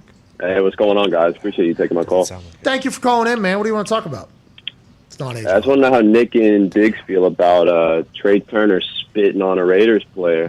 Whoa! What are you guys, New York Knicks fans in Madison Square Garden, huh? You guys looking at Trae Young out there, huh? What's that about? Did that happen? This one, or? Yeah, I mean, he got spit on first, so he spit back. Retaliation and spit is okay. Do unto me as you would want me to do unto you. They'll always catch the retaliation, though. You got to know that. Yeah, and you scratch my back, I'll scratch yours. I mean, Trey is doing what I think everybody in Pittsburgh would expect him to do. You get spit on, 3 spits back. Shout out to COVID protocols, though, because I don't think either player has got COVID after that. I was going to say, they suspended these guys 4 games for potentially passing on COVID to one another. I mean, that is something that maybe, people should think about, right? We shouldn't be spitting on each other. No. Can't be doing it. We don't need COVID-covered dildos in Buffalo. Nope. Okay, we don't need players touching any dildos that potentially have COVID on them. And we also don't need anybody spitting in each other's mouths. No way. Don't be spitting in each other's mouths out there. But they're vaccinated. But if you're vaccinated, it's different. Listen, that O-line may have let Ben get hit a few times, but they play with an attitude, and I like that. You spit on me, I'm going to spit on you, dude. Are we sure that he got spit on first, though? Yeah? No. So this okay. I believe that's what he said. The video, it's all right. All right, we're back in 4 minutes with Coach. We'll talk to him about what happens if your players are spitting COVID all over them. What would you say to your team if they're spitting COVID on the other team? If you can't take the word of a guy who spit on somebody, whose word can you take? Thank you. That's nothing to sneeze at right there. No. But if somebody does sneeze at you, you fucking find one and you sneeze one back. Tell you what, that actually may have been Ben's issue. He saw all that spitting and he just crumbled. Like his brain just melted after that because he was just thinking of people spitting on each other, and all he wanted to do was get to the locker room. Tony, what the hell? We're back in 4 minutes. What? We'll ask Coach Chuck Pagano about all these things. This show is the worst show of all time. You didn't know where you were ending up. Yeah, and there was a couple different roads you thought about turning down. You stayed away from that. Proud of you, Cowboy Tony. Hey, way to bury Ben a little bit there. All right, we're 4 minutes away from Coach Chuck Pagano. This ship will get righted. I promise you that. During the break, we're all going to visit Jesus, I think, and we'll see you in 4. This is the Pat McAfee Show.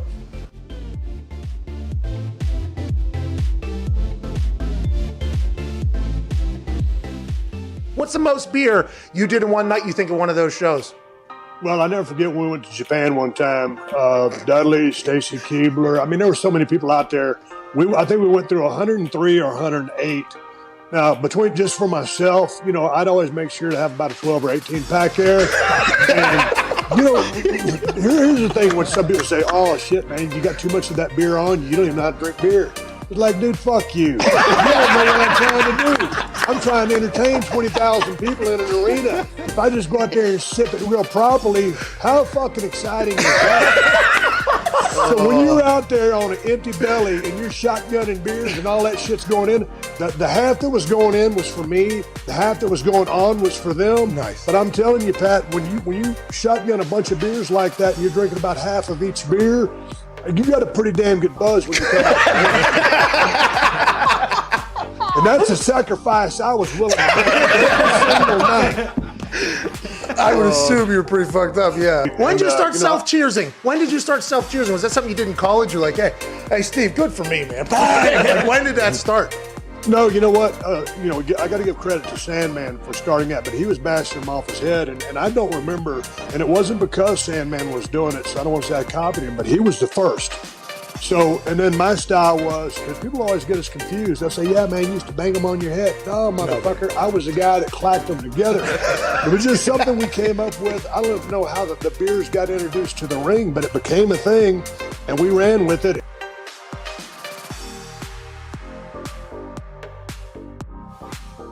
Let's test out this Sharon! Sharon! Proper footy.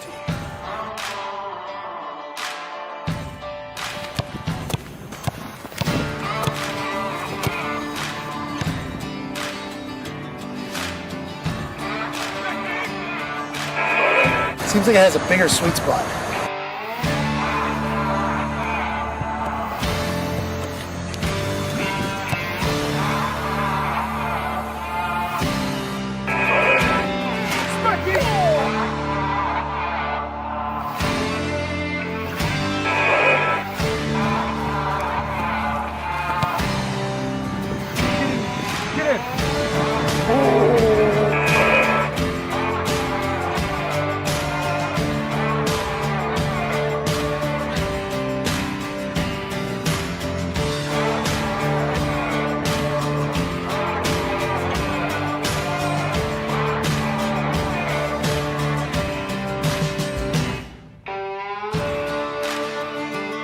That's the greatest sport on earth right there. Aussie rules football, also known as footy, AFL. My first time bombing in official shorts that are a little bit restricting. I think I lost a ball, to be honest. Might be a Lance Armstrong situation down here, but I can see why this sport is beloved, because those balls fly. Need to get down to Australia, meet up with the Magpie boys, and finish out this AFL season as maybe its biggest fan in America. Let's have a day.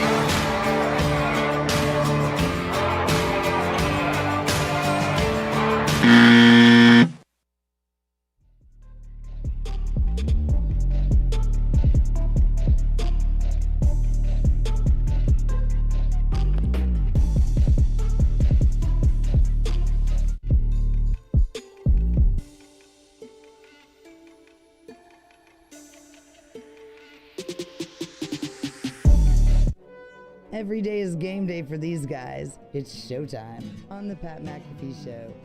Welcome back to that show on SiriusXM and at youtube.com/The Pat McAfee Show. Can't thank you enough for joining us on this beautiful Coach is Up Chuck Wednesday. Joining us now is a man that coached for 37 years. Wow. Jesus. Yeah, he knows a lot of football. I got a chance to be on a team in which he was the head coach of. He started a Chuck Strong Foundation after his battle with leukemia that has raised millions and millions of dollars to combat cancer and to fund cancer research. Ladies and gentlemen, great friend of the show, Coach Chuck Pagano. Yeah!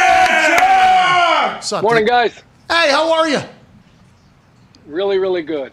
Hey, beautiful day in Idaho. It is a beautiful day over here, too. It's just drenching us right now. I mean, rain is coming down in bunches over here in Indianapolis. We miss you here, obviously. Happy to hear it's a great day in Idaho. Let's get to some things that happen and some Coach Chuck Pagano insight that we don't normally have. Just yesterday, Pete Carroll came out, and I don't know if it was after the game or on a radio. He said, in a long answer, he said, I wish Russ would have been able to help us there. And I listened to it. There was no angst or hate in it at all. But obviously the media immediately was like, why is Pete Carroll saying this about Russ? And he was just explaining the situation. Whenever you're speaking as a coach for the team, do you have to think about the reaction of what your words are going to be? Do you think Pete had any idea that everybody was going to be like, oh, Pete hates Russ, especially after what happened this offseason? Do you have to think about that stuff? And can you get caught up in the middle of that and not even really realize it? Yeah, I think sometimes you can overthink that. I think what it boils down to is that head coach, quarterback relationship. Matter of fact, your relationship with everybody on your ball team, everybody in that locker room, Pete Carroll, Russ, they know Pete's trying to get at. And certainly there wasn't anybody with, going in the second half of that game, up 15 points that thought this thing should never have got to overtime in the first place. And then secondly, Pete, speaks what's on his mind. It's always after the fact. The Monday morning quarterback, we have a chance to dive into it. The media has a chance to dive into it, dissect it, turn it into something that it's not. So as long as Pete and Russ are on the same page, which it seems like they are, again, I go back and I look and I say, you're up 15, you're 12th man, you're in Seattle, Tennessee's playing like crap. There's no way they can come back and force overtime and certainly win in overtime.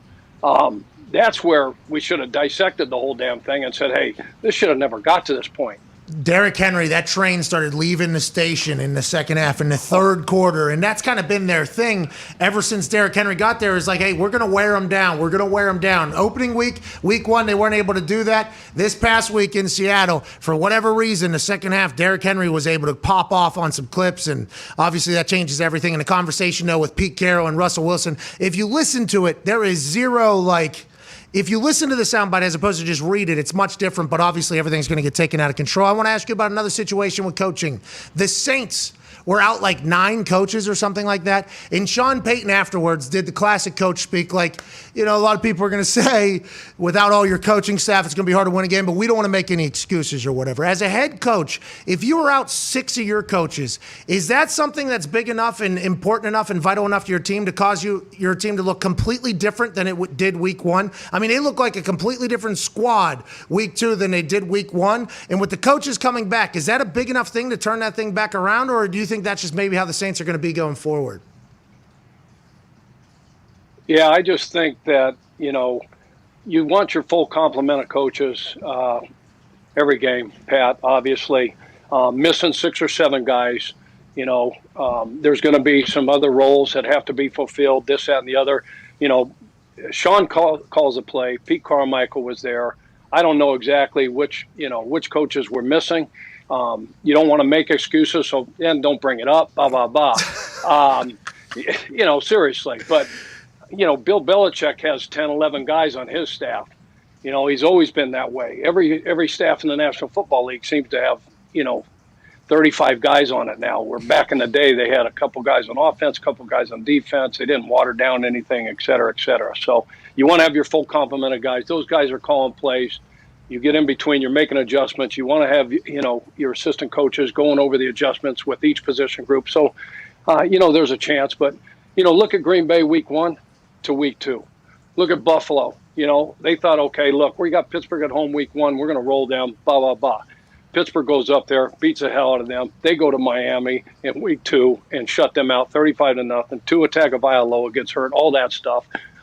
Pittsburgh, who would have thought, the Raiders would be able to go into Pittsburgh, and beat them coming off that win at Buffalo. If you can't, you'd be lying to me if you told me that, hey, we all were on the Raiders, Chuck, in week 2. So Chuck, anything can happen. Chuck, why does that happen? Why does that happen? And I assume coaches are trying to figure it out as well as you continue to go. But there are times, and I've been a part of some teams, where you just go on a field and you look nothing like you normally do. Why do you think that happens? Is it just because we are humans and it's not a video game, so not everybody's waking up at 82 power or 90 power? Or do you think sometimes it's preparation, or does some teams have your number? What do you think it is that some teams just look very off some weeks and then great some weeks? All of the above. You hit the nail on the head. All of the above. Success is way harder to handle than defeat, than adversity. Because human nature steps in. Now, all these 2-0 teams, the head coaches are thinking, okay, all they're talking about is complacency, because we have our script. We know exactly what we're doing on Wednesday, Thursday, Friday, Saturday, the weekly process, the preparation, all that stuff. That doesn't change, but you have to show up in the National Football League, because the teams that got beaten week 1, hell no, you don't want to start, 0-2 the season. So, they're walking into a hornet's nest, so to speak. So, as a coach, you're sitting there talking about human nature, like you said. Hey, we all want to just exhale. We're 1-0. We're playing at home. This is going to be easy. We got there. The Raiders are who we think they are. Well, no, they're not, because they don't believe that. They've got something to prove. They've got a huge chip on their shoulder. Gruden's going into year 4. He's got to make the playoffs. He may have a 10-year contract, but, Mark Davis has more money than God. So, hey, we're all on one-day contracts. So, We don't know it's so hard. It's so hard to keep a team focused, keep them sticking to the process, chopping wood, all that good stuff. Hey, those cliches are a cliche for a reason because competitive endurance is tough to do. So whenever you can put it into a word like, hey, we need to keep doing this. And you would always say, hey, we have a contract for today. That is it. And I think that changed maybe with your bout with leukemia. And I mean, still badass, by the way. Yeah. Was that 14 weeks? 14 weeks? How many weeks was it? 12. 12 weeks. Sorry about that. I screwed you out of 2 weeks there. And you came back fiery, too. I mean, he didn't come back like, oh, happy to be here. I mean, it was a much different ballgame. It was great to see you. But I think that kind of changed through that process. Or is that how you always knew that the NFL was and how football is? Like, literally all we have is today. We have to get better today because if we're not, somebody else is. You would always preach that. Did that become more apparent, you think, through the leukemia battle? Or has that always been kind of your outlook on everything? No, I think going through that set of circumstances, you gain perspective. You understand, just how fragile life is. I think we take for granted a lot of the great things in life that we have until you don't have them. And your health being first and foremost, number one. You don't have your health, your faith, family, football, all that stuff, but you don't have your health. It's going to be very, very hard. So it gave me a better perspective. I've always had a pretty good outlook, didn't take any days for granted, but coming out of that had great perspective. And we all understand the National Football League. We know it's, what it stands for, not for long. We are on one-day contracts, players, coaches, and it's a bottom line business. If you win, you stay, okay? If you lose, you're out. As a player, if you produce, you get a new contract. If you don't produce, you're out. It's simple and easy. There's no gray to that. That is fascinating because, there are some situations where people are like, oh, this person got screwed, and then they maybe end up somewhere else and they have success. It's like the NFL will figure it out. If you're good enough, the NFL will find you.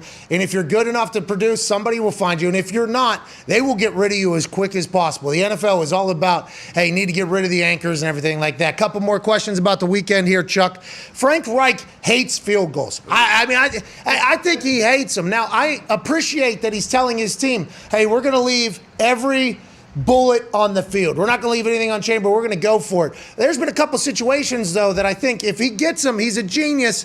If not, what are we doing? We're looking back on that. That seemed to have happened here the last couple weeks for Frank. If you're Frank Reich, what are you thinking in those situations now going forward? Are you changing it all? Are you too far along? What are your thoughts on the Colts situation right now, especially that one?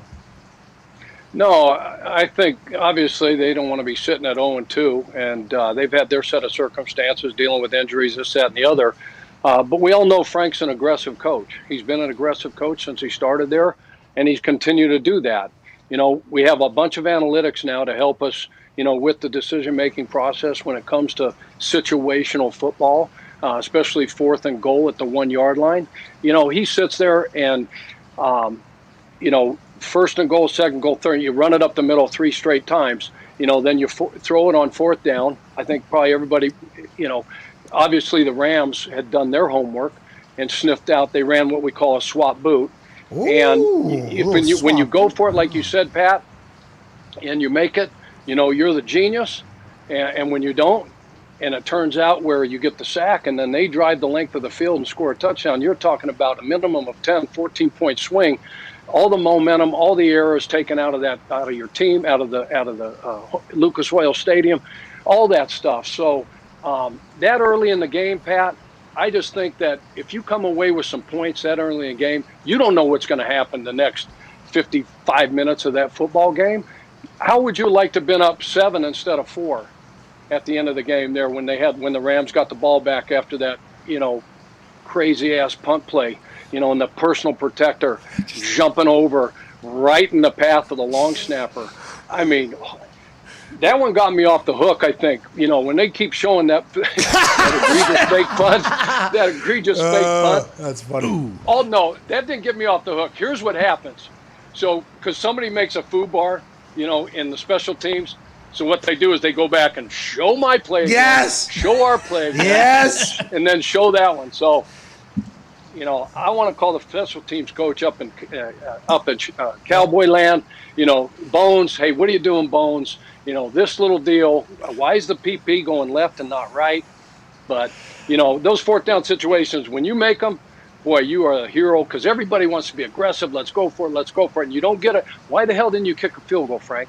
Yeah. I mean, Monday morning quarterbacks, it's fun. Yeah, and that's what you sign up for. I guess you told me this a couple times, numerous times. That's what you sign up for whenever you're coaching in the NFL is for a very passionate fan base and maybe gamblers even that have a lot of ideas and opinions on the moves that you made. You just got to hope that they work out and be the hero. And on that play you're referring to, you see at the bottom there in the screen it says Coach Chuck Pagano. Can you see that on your side?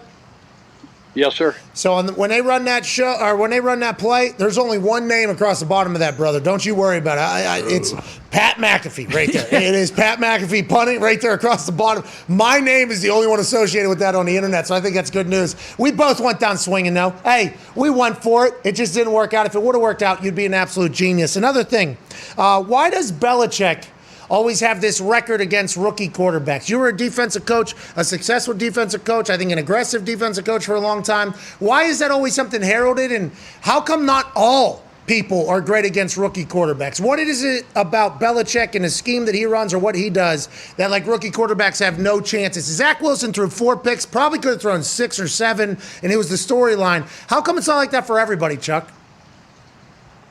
I think number one, because he's done it so many times over, those rookie quarterbacks always go in. It's kind of like you manifest that thing in your own mind. They go in saying, oh, shit, it's Belichick. It's the Patriots. He's done this and I'm probably going to throw 4 picks and, game's over. 60 minutes is off the clock. And, yeah, Zach, you threw 4 picks. Belichick, as we know, he doesn't ever say, hey, I'm a 4-3, I'm a 3-4. I'm a double eagle, bear front, this, that, and the other. It was always with Bill, it was always the defense of the week, game plan of the week. He was going to do offense, defense, and special teams, what he needed to do to win that game versus that team versus that quarterback. So what he does is, he's going to give Zach, a bunch of stuff that he is not prepared for and that he has not seen. And then they go in at halftime and figure out and say, okay, this is what he's doing. This is who they're taking away. This is your reads. This is your progressions. And then you go out in the second half and you think you got to figure it out, and he's always saved something for the second half. Might be a new front, a new coverage, a new pressure. And so the guy has done that forever and ever. The best in the business, got a ton of respect for Coach Belichick, but he continues to do this. And with veteran quarterbacks, he gets veteran quarterbacks. So the rookies really struggle against this guy. How come everybody, it's a copycat league, and thank you, by the way, for that incredible breakdown there. It's nice to hear that from another head coach in a league who had to actually prepare against the man. But how come it's a copycat league, how come other people don't do that? Is it just because you would have to have Bill's brain then to be able to come up with every single week? How come there isn't more of that happening, especially with the amount of success that we've seen them have, you think, in your eyes? I think, when it comes down to building a team and building a roster and having a philosophy, they've had one, and it's been the same forever and ever and ever. And so they go out and they get a bunch of football players that are, have high football IQ, high football character. And so he gets a bunch of guys on the defensive side that have a ton of versatility. So when you go line up, it isn't like, especially on third down, where when you look at a lot of the teams in the league, you look at defenses that I ran, hey, on first and second down and base, they're a 3-4 outfit. Khalil's going to be the outside linebacker on this side. Robert Quinn's going to be outside linebacker on this side. You're going to have Eddie Goldman down the middle. Hakeem is over. So that's never with Bill. He gets a group of players and really, really smart football players and a bunch of good players and a bunch of athletes, and then they start mixing these guys around. When I was in Baltimore, and I started to learn under Rex Ryan when I first got there in 2008, we had a ton of really good football players on defense. We had a bunch of smart football players. And we would run a bunch of pressures that we would put in one week, and then the next week we'd run the same exact pressure, but Jared Johnson and Sizzle, T. Suggs, would just switch, and the jersey numbers would do this, and it totally screw up the offense because they're so still, okay, when he's over here, this is what you're going to get, and they switch like this, and then all of a sudden they switch to protection, and they go righty, righty, righty, Roger, Roger, Roger. Oh, really, an R word. Okay, so the center is going to the right. That's your left, sis. So we used to mess around with sis. We had to put L&R in his hand. So now, you're sitting there and they're overthinking it, and we get them with that stuff. So he's done a masterful job, always utilizing his talent to just mix things up and not give you the same presentation week after week after week. Ball So Hard University was fucking. Oh, yeah. Yeah. T says one of the most electrifying players to ever come into the league. That defense you guys had flying around was awesome. Rex Ryan, what a human. Is that when was that when the stand-up, everybody standing up defense started? Because Peyton was diving into it a little bit with Ray on the Monday Night Football game with the Ravens or whatever just this past weekend or 2 weeks ago. They were talking about how the defense would stand up and you had no idea who was linebacker, who was D-line. Was that all the way back then as well, or is that something that's kind of new? Because they were talking about it as if this is a game changer almost for everybody. No, absolutely. He's been doing that for a long time. We call it the exotics. You get Orlovsky on TV talking about the exotics they're going to run on third down, the pressures, right? And that's an exotic for sure. I mean, he'd have the whole defense. And you know what the best thing was is the players loved it. Yes. Because we ran this hey diddle diddle 3 up the middle blitz, and that was we had both backers mugged up in there and we dropped both ends and Eddie Reed would come up and follow the 2 backers up the middle and he would stand everybody up and run the same pressure. We'd line up in it, and then the next time we'd stand everybody up and have everybody moving around. And you got DBs on the line of scrimmage. You got Haloti Nada. You got Sis. You got all these other big guys that are off the line of scrimmage, off the ball, standing up in 2-point, stances.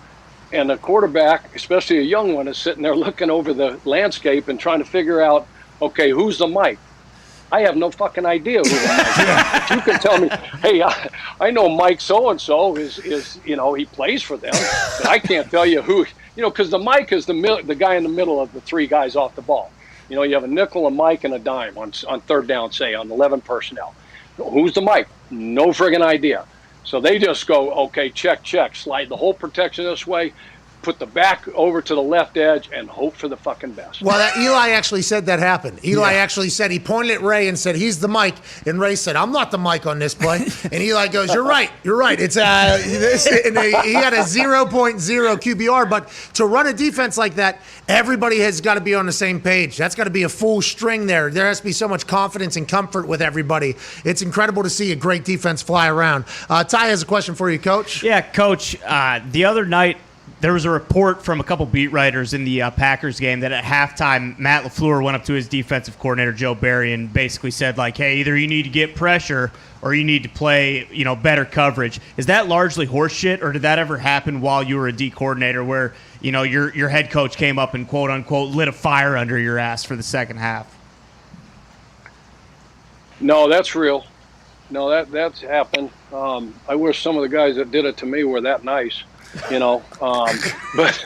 no, Ty, that's a great question, and that's real. And being the head coach and watching things and kind of being on the bench, so to speak, they've got some great perspective on things. And the guys that I've worked for, Coach Nagy last in Chicago, John Harbaugh in Baltimore, a lot of times they see things that we can't see during the heat of the battle. Series to series, you go into the halftime and say, okay, look, I think this is what they're doing, and maybe we need to do this, that, and the other, change some things here. So, there's been some other discussions where, you're just getting throttled, and hey, we need to stop them. Well, no shit. We're trying everything we can do to stop these mofos.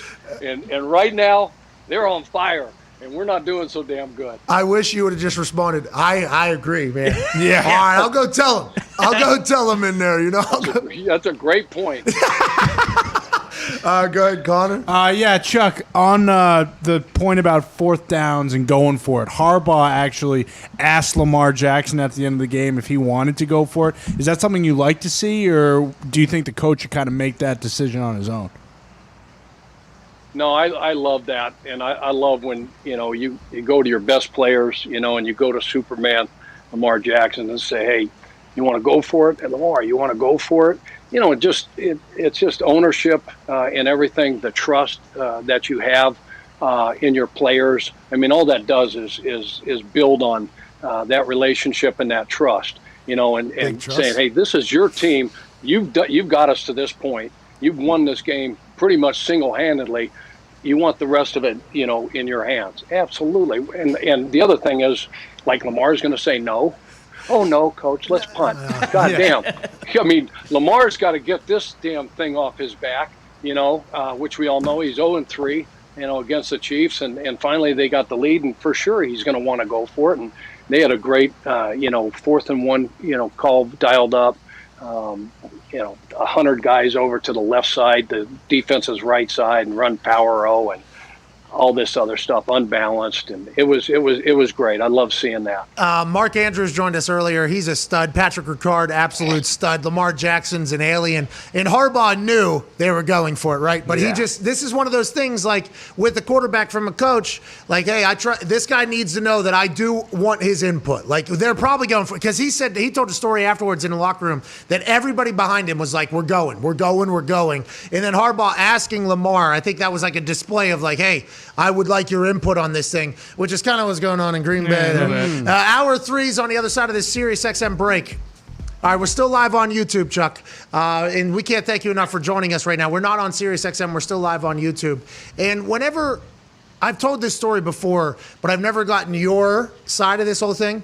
And whenever you watch Aaron Rodgers, I assume like everybody else, and we've got a chance to chat, you're like, okay, this guy is a brainiac. Like not just a football IQ guy. Like, this guy is one of the smartest humans of all time. You actually had a chance to coach, like, one of these smartest humans to ever play in the NFL, and Andrew Luck. And I've told this story before where the first day he got to OTAs, because he had to get his degree in architectural engineering, which I think is a bazillion-dollar paying job. Oh, yeah. I think it's a big one. He had to graduate at Stanford even after being the number 1 pick, so he showed up a little bit late. Allegedly, the story goes that he made a check in the OTAs in the walkthrough, like the first one he was at, that the rest of the team didn't even know what it was. It was his first day on the practice field, his first day of practice, and he like checked out of a blitz. Was that true? And was it at that moment you're like, oh, okay, we got the guy? Like, is that immediately how that thing happened? And did that thing actually happen with Andrew Luck? Yeah, it happened, and it just, everything that we knew in the pre-draft process, what we've heard about Andrew flying out there with Coach Clyde and BA and doing that, and obviously because of the NFL rules and graduation day, I mean, the guy couldn't come to OTAs and practice, and I think that rule is like ridiculous. Andrew probably had that architectural engineering degree or whatever it was before he ever enrolled at Stanford. So Jesus Lord, everybody, what is there in the draft? 255 players through 7 rounds drafted. 90% of them aren't in school in the spring semester. They're off working out with, in Florida and Texas and California, getting ready for the draft. So anyway, so he finally shows up, and he's missed the lion's share of the whole offseason. No offseason program, no OT. He's made 1 rookie mini camp, and then he's gone. And he finally shows up. We get out to practice, and we're, like you said, we're in a walkthrough, and BA calls a play, and he goes to the line of scrimmage. He's getting everything set up, and all of a sudden it was alert, opposite, makes us check. And T.Y., Reggie, Dwayne Allen, everybody in the back, we had the whole offense over here, the whole defense over here, 3 lines and chains. I spent the whole day, get the F back. I was the get back coach. And all of a sudden he rips out this check, alert, and changes the whole play, changes the protection. We go from a run to pass to run, and everybody's like, what the fuck did he just say? And what is that? We had to blow the whistle, get him back in the huddle, because nobody knew what he was checking to. And we're figuring, okay, this guy is a genius, he is a brainiac, and, so we just eventually put so much on his plate because he could handle it, but it was crazy. Great story. BA, though, they don't fucking know that yet, Andrew, just BA. Oh yeah, he started MF, and everybody, because none of the coaches had it on their deal for the install. It was nowhere near the install, and he's like, get in the fucking huddle. Goddamn. And he'd always go like this, goddamn rookie motherfucker. Get his ass out of there. BA. Poor T.Y. and Dwayne didn't know the shit. Oh my God. That year was amazing. What a run. What an absolute run. What a crew of humans. And I was incredibly lucky to play for your team, Coach. We appreciate you every single week. I think we got one last question here from COVID Cowboy Italian Tone. Coach, I'd be remiss if I didn't ask you. Sunday, when I'm making my gravy, when I'm making my sauce. Here we go. Do you have any tips? Do you have any pasta recommendations to go with it? Oh, hell yeah. Now we're talking my language right here. Yeah. Hey, so you make so we do the homemade meatballs. And then, so real quick, the sauce, what do we do with the sauce? We make the homemade meatballs. We bake those a little bit, half done, before we put them in the suku. We call the gravy, the suku, the sauce. Hell yeah. All right, so I saute some garlic in a nice olive oil, virgin olive oil, saute garlic and onions, all right? And then I put a can of tomato paste, crushed peppers in there, crushed tomatoes, peeled tomatoes, chop those up. I saute all that. Put a little Italian sausage in there, saute that. And then over on the other side, I got the big pot, where we put all the tomato sauce, seasoning, all the spices. And then we add what I sauteed into that. And then we add the meatballs in there. And then we let that cook for 4 or 5 hours. You got to start early. Low and slow. And then by 3, 4 o'clock, 5 o'clock, getting ready for Sunday night football. Me and you. Now you pour yourself a nice glass of, you pour yourself nice glass of Chianti, a nice red, a cab, whatever you like, and what a great meal. And put those Ferragamos on and just have a night. I'll tell you what, your Italianness just got tested and you fucking home run, dude. Ladies and gentlemen, Coach Chuck Pagano, we appreciate you, man. Thank you, Coach. What a legend. Beast. Hey, it's only going to continue to go. Oh, yeah. You know what I mean? It's only going to continue to go. All right, we got 30 seconds till we're back live on Sirius XM for hour 3 here. Can't wait to take some of your phone calls. 1-833-4-McAfee. The lines are open right now. We just dumped them at the end of the hour, so you have time to get in there if you would like. We can't wait to chat with you. We're back in like 15 seconds or whatever. Act like this didn't happen. Serious people are going to be pissed.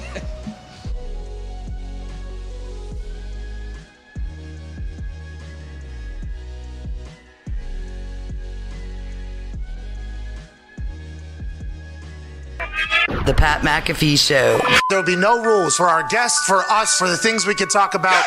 Speaking his mind. I've never had a problem expressing my opinions or my thoughts or anything like that. While being relatable. I haven't had that manufactured fake-ass celebrity that a lot of people have whenever they go on those big networks. I've had a chance to really build my crew, build my following, build my audience. And ridiculous. What am I supposed to do? So I'm supposed to look at something that I can definitely afford and say, nah. Is that what I'm supposed to do? The Pat McAfee Show starts in 3, 2, 1. Welcome back to that show. Hour 3 on this Coach Us Up Chuck Wednesday, September 22nd, 2021, years after zero. We'll begin right now. Can't thank you enough for joining us on this beautiful Wednesday. In this hour, we will chit-chat with Dana White, president of the UFC. Okay. Yeah, he sent us a lot of gifts, so we got to thank him for that. And listen to this bout that we got this week. And, hey, we got a hell of a card this week. Oh, man, maybe the best ever. Hey, these people go. Diaz is fighting. Diaz, is it? Diaz, is it? Diaz, is it? Robbie Lawler. Robbie Lawler, who's coming back. This is a big deal. Now, I assume that's going to be just like his brother, 5-round thing, or no? Oh, that has to. I don't know. I'm not sure if it's 5 rounds. That will be a fucking slugfest. That'll be yes, just like his brother Nate did a couple months ago, where they had a 5-round non-championship fight, and it lasted all 5 rounds because the Diaz brothers can just eat whatever, whenever, however. And Robbie Lawler's a brawler out there. Oh, yeah. Oh, yeah. They got a Heavy big mix. weekend at UFC. Former champion. Oh, yeah. Way back. Yeah. Beast.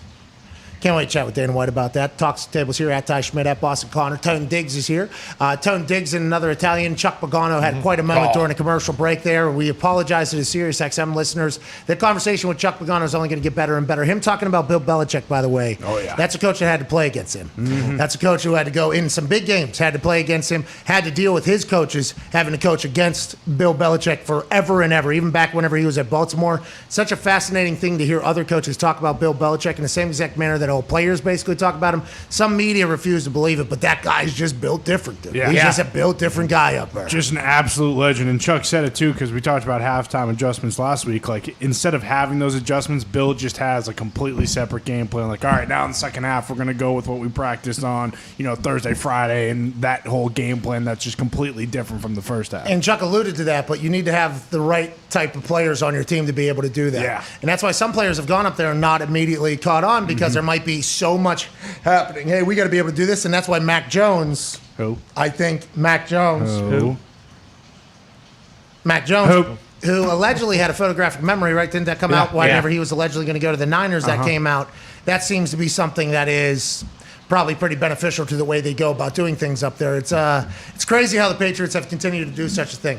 But that is one of the qualities they actually scout for. Yeah. Like, hey, can this person adapt to what we're able to do? That's a big deal. That's paramount, because we know that if we have a first quarter plan, a second quarter plan, a third quarter plan, and a fourth quarter plan, and they're all different, you have to be able to be on the same page as everybody else, because one person's wrong, we're all wrong.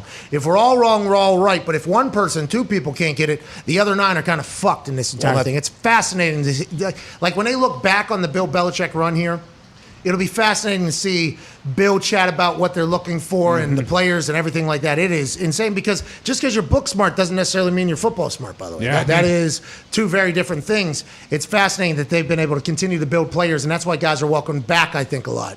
If you have success, you go get money elsewhere. Yeah, come on back. You know what we do around here. And that's why Bill drafts from colleges where he knows the coaches, and he knows the coaches do similar things and trusts that those players, that the coaches, he tells them that, hey, they'll be able to do fine in your system. Hey, they'll be able to memorize 4 game plans in 1 week. Yeah, exactly. Yeah, in some places, for instance, I'd probably do pretty good at that, but I have a lot of friends who aren't necessarily like, hey, we fly around. I'm better when I'm not thinking, let alone whenever you're putting in 4 game plans for me. It's just 2 different styles of play, and that makes sense that everybody else that has to coach against Bill Belichick knows, like, hey, let's remember that what we see early might not be what we see late, because they got a bunch of football doctors running around on the field up there. It's insane. That's the Gronkowski thing. Yeah. That's why it's so fascinating to me they never watch his film. Well, it's a little different just because he has Brady like he does in Tampa. But to Tony's point, like, he loves Michigan D linemen because he knows the Michigan D line coach, and he knows that the schemes they do. That's why, like, when the Colts took Kwity Paye, it was like, oh, this guy might have a little bit of a brain on him if that's who they're going after. Hey, Kwity Paye walked somebody this weekend. I forget who it was. He looked very explosive. He got to the sideline very, very fast. Hopefully he'll be able to continue to grow in that system, and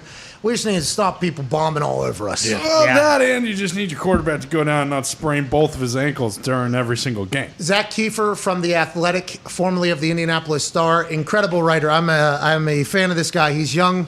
He's around our age. I'm not sure. I don't want to. He does some cool stuff in his off time, I think. I enjoy. He's given us an update on Carson Wentz. He said, "Here's an update. He was rolling." Bless you. Bless you. Grazie. Thank you, boys. Appreciate that. If you get 3, it's supposed to be lucky. I'm normally just a 2-time sneezer. But Zach Kiefer of The Athletic, update on Carson Wentz. Swelling has gone down, and he's feeling better hour by hour. Stresses they have a long way to go before kickoff, and he's willing to play without any practice reps. Reich indicated the team will prepare for Eason to start, but hasn't ruled Wentz out. Wentz sprained both of his ankles and was going to go back on the field immediately afterwards. He is rolling around on one of those things, so that means one of his legs has to be kicking the other one, right? Oh, I thought he had like a rascal scooter that he was rolling around. No, I don't think he was full rascal yet. I don't think he was full shopping. Yeah, I thought he was in a wheelchair with 2 casts on his legs. No, he's on this one. So he's using one of his sprained ankles to push around his other sprained ankle. Wow. So that makes me believe that the one sprained ankle, although it is a sprained ankle, this is Carson Wentz. It's not a sprained ankle. He's not doing the paddleboard? No, he's just doing he's doing this thing. They do this. This is the thing right here. You see it with everybody who has like knee injuries. Oh, yeah. They're doing a lot of this, which, by the way, if you see a lot of kickoff on that other sprained ankle. Yeah. It's good rehab for it. Do you think he's switching like every 15 minutes? Yeah. Oh. Maybe powering them both up while he's doing his whole thing. I just can't stress this enough. If he comes back with 2 broken fucking ankles this weekend and still plays as reckless as he does every single play. Somebody described it as every single play is Carson Wentz falling down the steps and potentially landing on his feet. Potentially landing on his feet at the end. It is no play left behind with Carson Wentz. And I want to let him know I respect that. I appreciate that. But you can't be spraining both your ankles in one play, and then we're paying you $50 million, and literally, we need you, pal. Okay, we need you. At some point, you're going to hope that he doesn't do that every single play. Maybe dial it back like one every 2 plays or every 3 plays or whatever, but I don't know if an old dog has any new tricks. Carson Wentz is out there trying to kill himself, and he doesn't care about any practice. What are we even talking about? I'm in the game. And because whenever he's playing, he looks good. Yeah. And I think that's what Philadelphia Eagles fans are probably going to say. Like, when he's playing and it just looks like a standard offense with an NFL quarterback in it, okay, just drop back, time, rhythm, throw, balls flying around, seems like he's making the right reads. But as soon as that doesn't happen and he gets a chance to move a little bit, let's get wild. Oh, my God. And that happens to happen often. Yeah. And I think the offensive line is probably going to take a lot of heat for this, just like they did with Luck. But it's also like, I think the offensive line is thinking to themselves, like, hey, can we just get the ball out? Fucking ball. Can we just get the ball out? Like, throw it away maybe if we got to do this thing, because he is a wild card. And if he's back, I'm happy, but it ain't going to be for long. I don't think, if he doesn't change his ways very quickly. I don't think he's going to. That's just the way he plays. It almost seems like there's someone who's like sneaking up to him like every game and like tapping him on the shoulder and like questioning his toughness. Like, hey, dude, people think you're kind of a puss. I didn't say it. I don't know, but people are saying he's like, oh, fuck that. I got to get back in there. Wait until Aaron Donald's draped around me clearly. And I have clearly gotten sacked on this play, and I'm going to contort my body back so I can throw this thing with a good amount of juice, to Michael Pittman Jr. right here, and we can pick up 4 yards instead of just no. And then as I'm doing that, by the way, guess what? My left foot's planted, that thing's getting twisted, and then my right leg's going to end up under Aaron Donald, and I'm going to sprain both of my ankles. And just for good measure, I'm going to slam my head onto the turf as hard as I can. Please. And that's the thing, is no one is actually questioning his toughness. Ever. But it seems like that's like I got to prove how fucking tough I am. I got to get out there. And by the way, he is. Hey, Carson Wentz is a tough son of a bitch. He is. 2 sprained ankles, probably at least 3 bouts of CTE with him diving head first and slamming his head off the thing. And he walked off the field after that with 2 sprained ankles. Yeah. Okay? They taped up only one of them. They didn't even know. I don't even think he knew he sprained his other ankle. Well, this one's really swollen too. Carson Wentz woke up on Monday. Was like, hey, there's something going on with this one. I didn't even know. I didn't even feel it. But this one, almost just as swollen as this one. Now, this one's a little bit more. Carson Wentz is a maniac, is what we're trying to say. Yeah. And I love it. I'm thankful for it, but it'd be cool if he played some games. Long season. It'd be really cool if he played some games. Hard to love it when he's breaking the huddle every single snap and saying, fuck it, let's get wild on this play. Let's get loose. I'm going to go crazy here. I don't care if there's 8 guys on me. I'm going to break all the tackles and, go for a first down. It's like, dude, just throw the fucking check down and let's get on to the next play, please. All right, we got dice right, blah, blah, Y2, banana. Let's get fucking wild. Exactly. That's insane. The offensive line is like, can we not? All right, Can guys, we not? we're going to have to block for 10 seconds on this play. Nobody quit on it. Imagine if that's... What if that was... Now, he doesn't swear, but what if that was his sign-off? Hey, let's get wild. All right. That would be on two, ready. Let's get wild, break. Oh, that's what it feels like. Yes. It's crazy. I don't know how the Eagles fans did it. It is a cardiac Carson situation when he's on the field. Even the receivers got to be like, Jesus, I got to run 150 yards on every single route because this play never ends. Like, I'm not going to be able to last the entire game because I'm running 15 miles every single time we play. All right. He's potentially playing. He better play. I hope he does. It's must-see TV. Don't wheel that guy. It's so fun to watch. Kyler Murray, amazing to watch. Yep. He's not going to put himself into anywhere near the harm that Carson does, but he's extending plays. It's like backyard football. Lamar Jackson, obviously, must-see television. Patrick Mahomes, must-see television. Carson Wentz is must-see television, strictly because anything could happen on any play. We're talking IR could happen. Yep. We're talking touchdown could happen. We're talking catastrophic injury could happen. Death. Every single play. It's like, Jesus Christ, can we get a little stability back? I am. I mean, I'm just waiting for one of these times he dives head first. He's going to get up and his head is going to be completely turned around. And he's going to go to the sideline and they're going to have to fucking whip it around so he can get back out there. Everything we're saying, by the way, I think if Carson was to listen to, would take as a compliment. Yeah. Which, by the way, I can't stress this enough. Very noble the way Carson Wentz views football. Like, hey, if I don't go near death on every play, I am not respecting football enough. Like, that is, I think, how some guys actually view it. And I you see a lot of fullbacks with this mentality. Yep. You see a lot of linebackers with this mentality. Andrew Luck had this mentality at quarterback. Not every quarterback has this mentality. Carson Wentz has the mentality of a fullback. Carson Wentz has, I am not going to quit on anything on this football field, because once you're in between the lines, you go 100%. It's like, we're just hoping that you show up in between the lines a little bit more often. And the way you're playing, it seems like you don't even want to play. I don't even know if you want to walk, really, sometimes. Yeah. He sprained both of his fucking ankles and then tried to get back on the field. What a psycho this guy is, dude. It is noble, but he's a hop, skip, and a jump away from a Dak Prescott cramp. And you know when that happens, it's not going to be as funny as it is right now. All right, listen. That's real. Seriously, though, do you think he knows that the football game, or like the season could be 20-plus games, or do you think does he think it's a 6-game season? No, he's like Chuck. Every day's a one-day contract. You know what I mean? I only have today. We only have this game.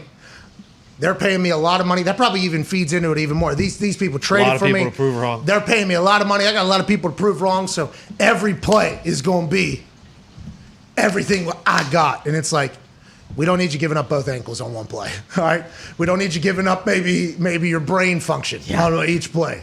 I don't know how you talk to him. I don't know how you talk to him like that, though. I don't know how you talk that out of somebody. Honestly, I have no idea how you do it. I guess if he's hobbled enough that he can't do it, maybe he'll get sacked earlier. Maybe that's what we hope, that the other team actually saves him from himself. I don't know if that's something you can just get out of you, though. He is electrifying to watch.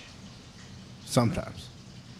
Well, that's when he's not on the field, which seems like is probably going to be a pretty regular occasion with the way he plays football. I mean, he's a big dude, too, so he has to have just the confidence, I can run over anybody. I'm literally bigger than these defensive linemen. It's like, you can, dude, but your ankles are still something, right? And your brain is still potentially bobbling around. And, and your ribs, they aren't titanium. No. You think he's talking shit to the D lineman? Like, hey, I only sprained my ankles today, bitch. You're not even playing football. You're not even breaking my legs. What do you think this is? You're playing soft today. And on the other side, you think Quentin Nelson and Ryan Keller are like, hey, let's get this guy fucking killed right away so we don't have to deal with this shit the entire game. I don't know, man. Ridiculous. He's playing this week, though. What I just read right there, Carson Wentz is playing this week. He's playing. Hey, I'm not saying it. Ambulance I'm ready. not saying it. I'm not saying it. Say it. Say it. Please say it. If it was, so I was going to say this earlier in the week when it was being reported that Tua did not have any serious injuries. I'm like, I just watched a guy. I just watched a guy break both of his ankles and try to get back in the game at the same point. Like, that is something that you hope is on your team. Now Tua has broken ribs, so I can't say it. But that was what I was going to talk about. He has broken ribs. Fractured ribs. Yeah, it's broken. Yeah. Same word. Bruised. No, that's much different. Bone bruise is what Andy Dalton got on his knee. Incredibly painful. Rap sheet a lot of weight. Bruise. Yes, everybody was reporting that it was not fully, and now it's broken ribs, though. Well, Ty made a point before the show. Yeah, I'm still not so sure Flores didn't go into the locker room. Hey, Tua, come here for a second, and just like fucking punched him in the ribs as hard as he could, like 5 or 6 times to break him so that they could get Jacoby to start this weekend. Enough to a slander. Yeah, well, listen, I'm not. This is bullshit. Please let our Doll fam know that this is not me. This is the toxic Well, thing. I'm just saying that wouldn't be the craziest thing. You think they were Jacoby's like, in hey, for it. we need to put you under to do some tests, and while he was under, they fucking gave him a few rib shots? All right, let's go to some phone calls. All right, listen. How did they get that report so wrong? I wonder. Honestly, like, thank you, Zito. How did they get that report What Ty said, checks out. so wrong? Breaking news? Yeah. No, this is the entire fight card and what the story is for every single one. Oh, Volkanovski, Ortega. Alexander Volkanovski, 22-1, fighting out of Windang, NSW, Australia. Has his sights set on getting his last laugh against Ortega and securing his second successful defense. He's the UFC featherweight champion. Number 4 men's pound for pound ranking. 11 wins by knockout, 3 via submission on a 19-fight win streak. Holds wins against Max Holloway twice, Jose Aldo, and Chad Mendes. Wow. He's fighting Brian Ortega. That's a guy. This guy 22-1, and I've never heard of him. Whoa. Well, you need to pay attention more. Yeah. We'll talk to Dana, and we'll get a little bit more piece of information on the other side This of is this. the biggest card they've ever had. It's big, dude. It's long. It's a lot of words. Yeah. Is Wentz fighting? Oh. Eat a lot of punches. Get him in the ring. At 220? He is legitimately a punching bag out there rolling around. Yeah, get Stipe. Where's Stipe? Bring Stipe into the ring against once. All right, let's answer a phone call here before we get Dana White on here. Let's go. Nobody wants to fight Carson. No. Let me tell you what, your hands are going to get bruised from beating him up. And then he's going to win in the end. You will have to kill him to win the fight. Yeah, but you know he's going to throw a leg kick and his leg's going to snap like a piece of rubber. He's going to stand on that other leg then. Yeah. And he's going to try to one leg kick you at that time. This guy never On his back with his leg dangling off. Oh, man. He wouldn't even know. They would have to tell him. Yeah. Carson, Christ, you don't have a leg. Your leg is broken in 8 different places. These are all compliments. Yeah. Yeah, Philly should have loved this guy. I think they did for a bit, but quickly. And then I think they got a taste of Foles. Then I think whenever he got hurt and he wasn't in there, and then Foles wins, and then Carson comes back, he's hurt. I mean, the guy's trying to die on every play. It's noble, but it'd be great if he was around a little bit longer. Let's pivot. Joining us now is an absolute legend of a man. The last time we chit-chatted with him, he said, hey, I'm going to send you guys some stuff. And he did. A workout machine. I don't know what the course record is. I might have had it, though. I was punching the shit out and kicking the shit out of that thing. Yeah. He sent us some gloves from Sign, from Diamond Dustin Poirier, bunch of Venom stuff, UFC stuff, a couple bags. We can't thank you enough for your time and your gifts. It is being used properly, ladies and gentlemen. The president of UFC, Dana White. Yeah! What's up, dude? What's up, buddy? How are you? Hey, what's the high score on that thing? I was punching the shit out of it. You know, I was punching the hell out of that thing. I was going to town on it. That thing's beautiful. Yeah, it's like I told you, it's in design still. We're still playing with it and trying to make it better, but I knew you'd have some fun with it. Yeah. And it's fun because you can punch it without gloves on. It feels good. Yeah, so I didn't have gloves on. Everybody was telling me I was supposed to punch across or whatever. And I think anytime you have one of those, there's metal behind there. So I didn't want to happen to do that. But I was unloading on those things, and the hands were completely fine. So I just want to thank you for all the gifts. You're a very nice man. The pleasure. Yeah, that's one of the things we need to fix. You can't throw hooks on it yet. We got to fix the hook. Oh, so I was right. Everybody on the internet was wrong. I fucking thought so. Yeah. Never would have guessed. Never would have guessed that was the case. How are you doing? How's life? Haven't chatted with you in a bit. What's life like over in the UFC? I know we got a big fight card coming up. We'll get to it. But what's life like for you? Everything good? Everything's good, man. I just spent the weekend in Boston and flew back in yesterday for the Contender Series and getting ready for the fights this weekend, man. Everything's good. Hey, Fuck It Friday has become one of my favorite things. I, too, like to eat ridiculous shit. Are you cooking that? And why don't we have ghost kitchens yet for DoorDash on all the Fuck It Friday food that you... I think you had a Fruity Pebble French toast that I like almost died at. And then there was a burrito burger, I think, that everybody was trying to do. That has become a great series in there, Dana. You know what's crazy? So Fuck It Friday has become so big, I actually got a show on the Food Network. Let's go! So there is shit happening. Yeah, it's 8 episodes. I start filming soon, and it's called Fuck It Friday. What, they put a star asterisk? What is it? How are they going to do that on that? I don't know how they're going to do it. They're going to have to figure that out. Yeah, Fuck It Friday. That's what they wanted to go with. So we're going with Fuck It Friday. And, yeah, I'm a foodie. I love eating all different types of food, trying different stuff. So it's fun for me. I just started out just doing it for fun. Oh, damn. Look at that burrito burger there. It's like a Crunchwrap Supreme almost, it looks like. Yeah. That's what it's a knockoff of the Crunchwrap Supreme. Oh, so that's the Fuck It Friday method is the knockoff of all the other shit. Let's make it a little better. You know what? Fuck It Friday started with eating. I ate a fried chicken sandwich and donuts. It was donuts with a fried chicken sandwich in it. Then from there we went to the what came out at that time, the Taco Bell Cheeto burrito thing. You know, so I had my guys make it here, and you know, that's how it really all got started.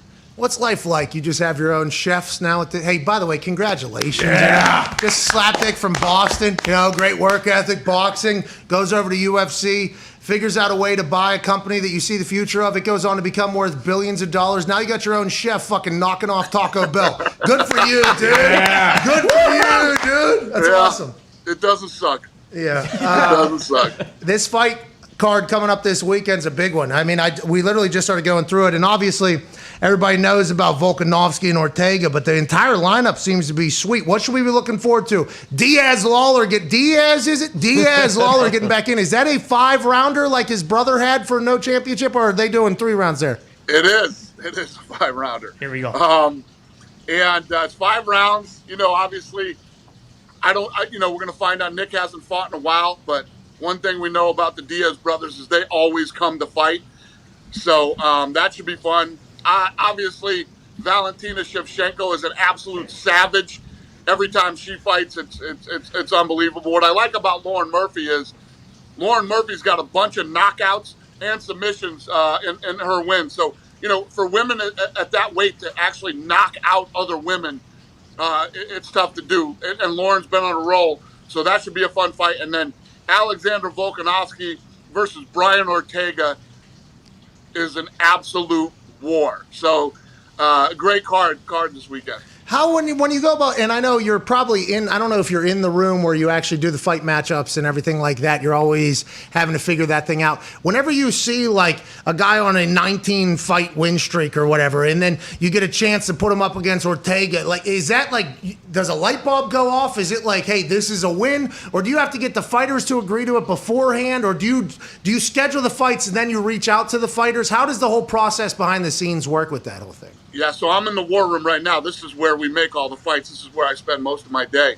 And, we put together the fights that need to happen, that should happen, and then we reach out to the fighters and make the deals. But, yeah, every weekend, like this Saturday, the absolute best fighters in the world in each weight class will face off and fight each other.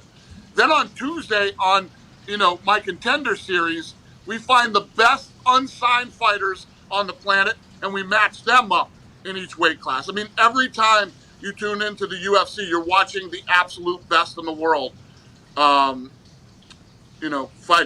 And Patty the Batty, who has become one of everybody's favorite humans, the Scouser with the incredible accent. I think he was burning a Marlboro Red on a front porch last night on his Instagram. And he ate punches, and we had him on the show, and he actually said, like, he was waiting to get to the UFC because he didn't think he was ready yet. He didn't think he was ready. Then he comes in there, and one of his weapons is like just eating punches. Like his face is a weapon. And for you, that has to be a dream, right? Whenever you have a guy like that, and whenever you have other fighters, is that what the Contender Series is for? Like, hey, who could potentially be lightning for us? Who could potentially go to be champion? And when you see a guy like Patty, how do you resist the urge of not being like, all right, let's fucking put this guy, let's go to England and put this guy in a main event? Like, how do you resist that urge? When do you know when it's right and when it's not?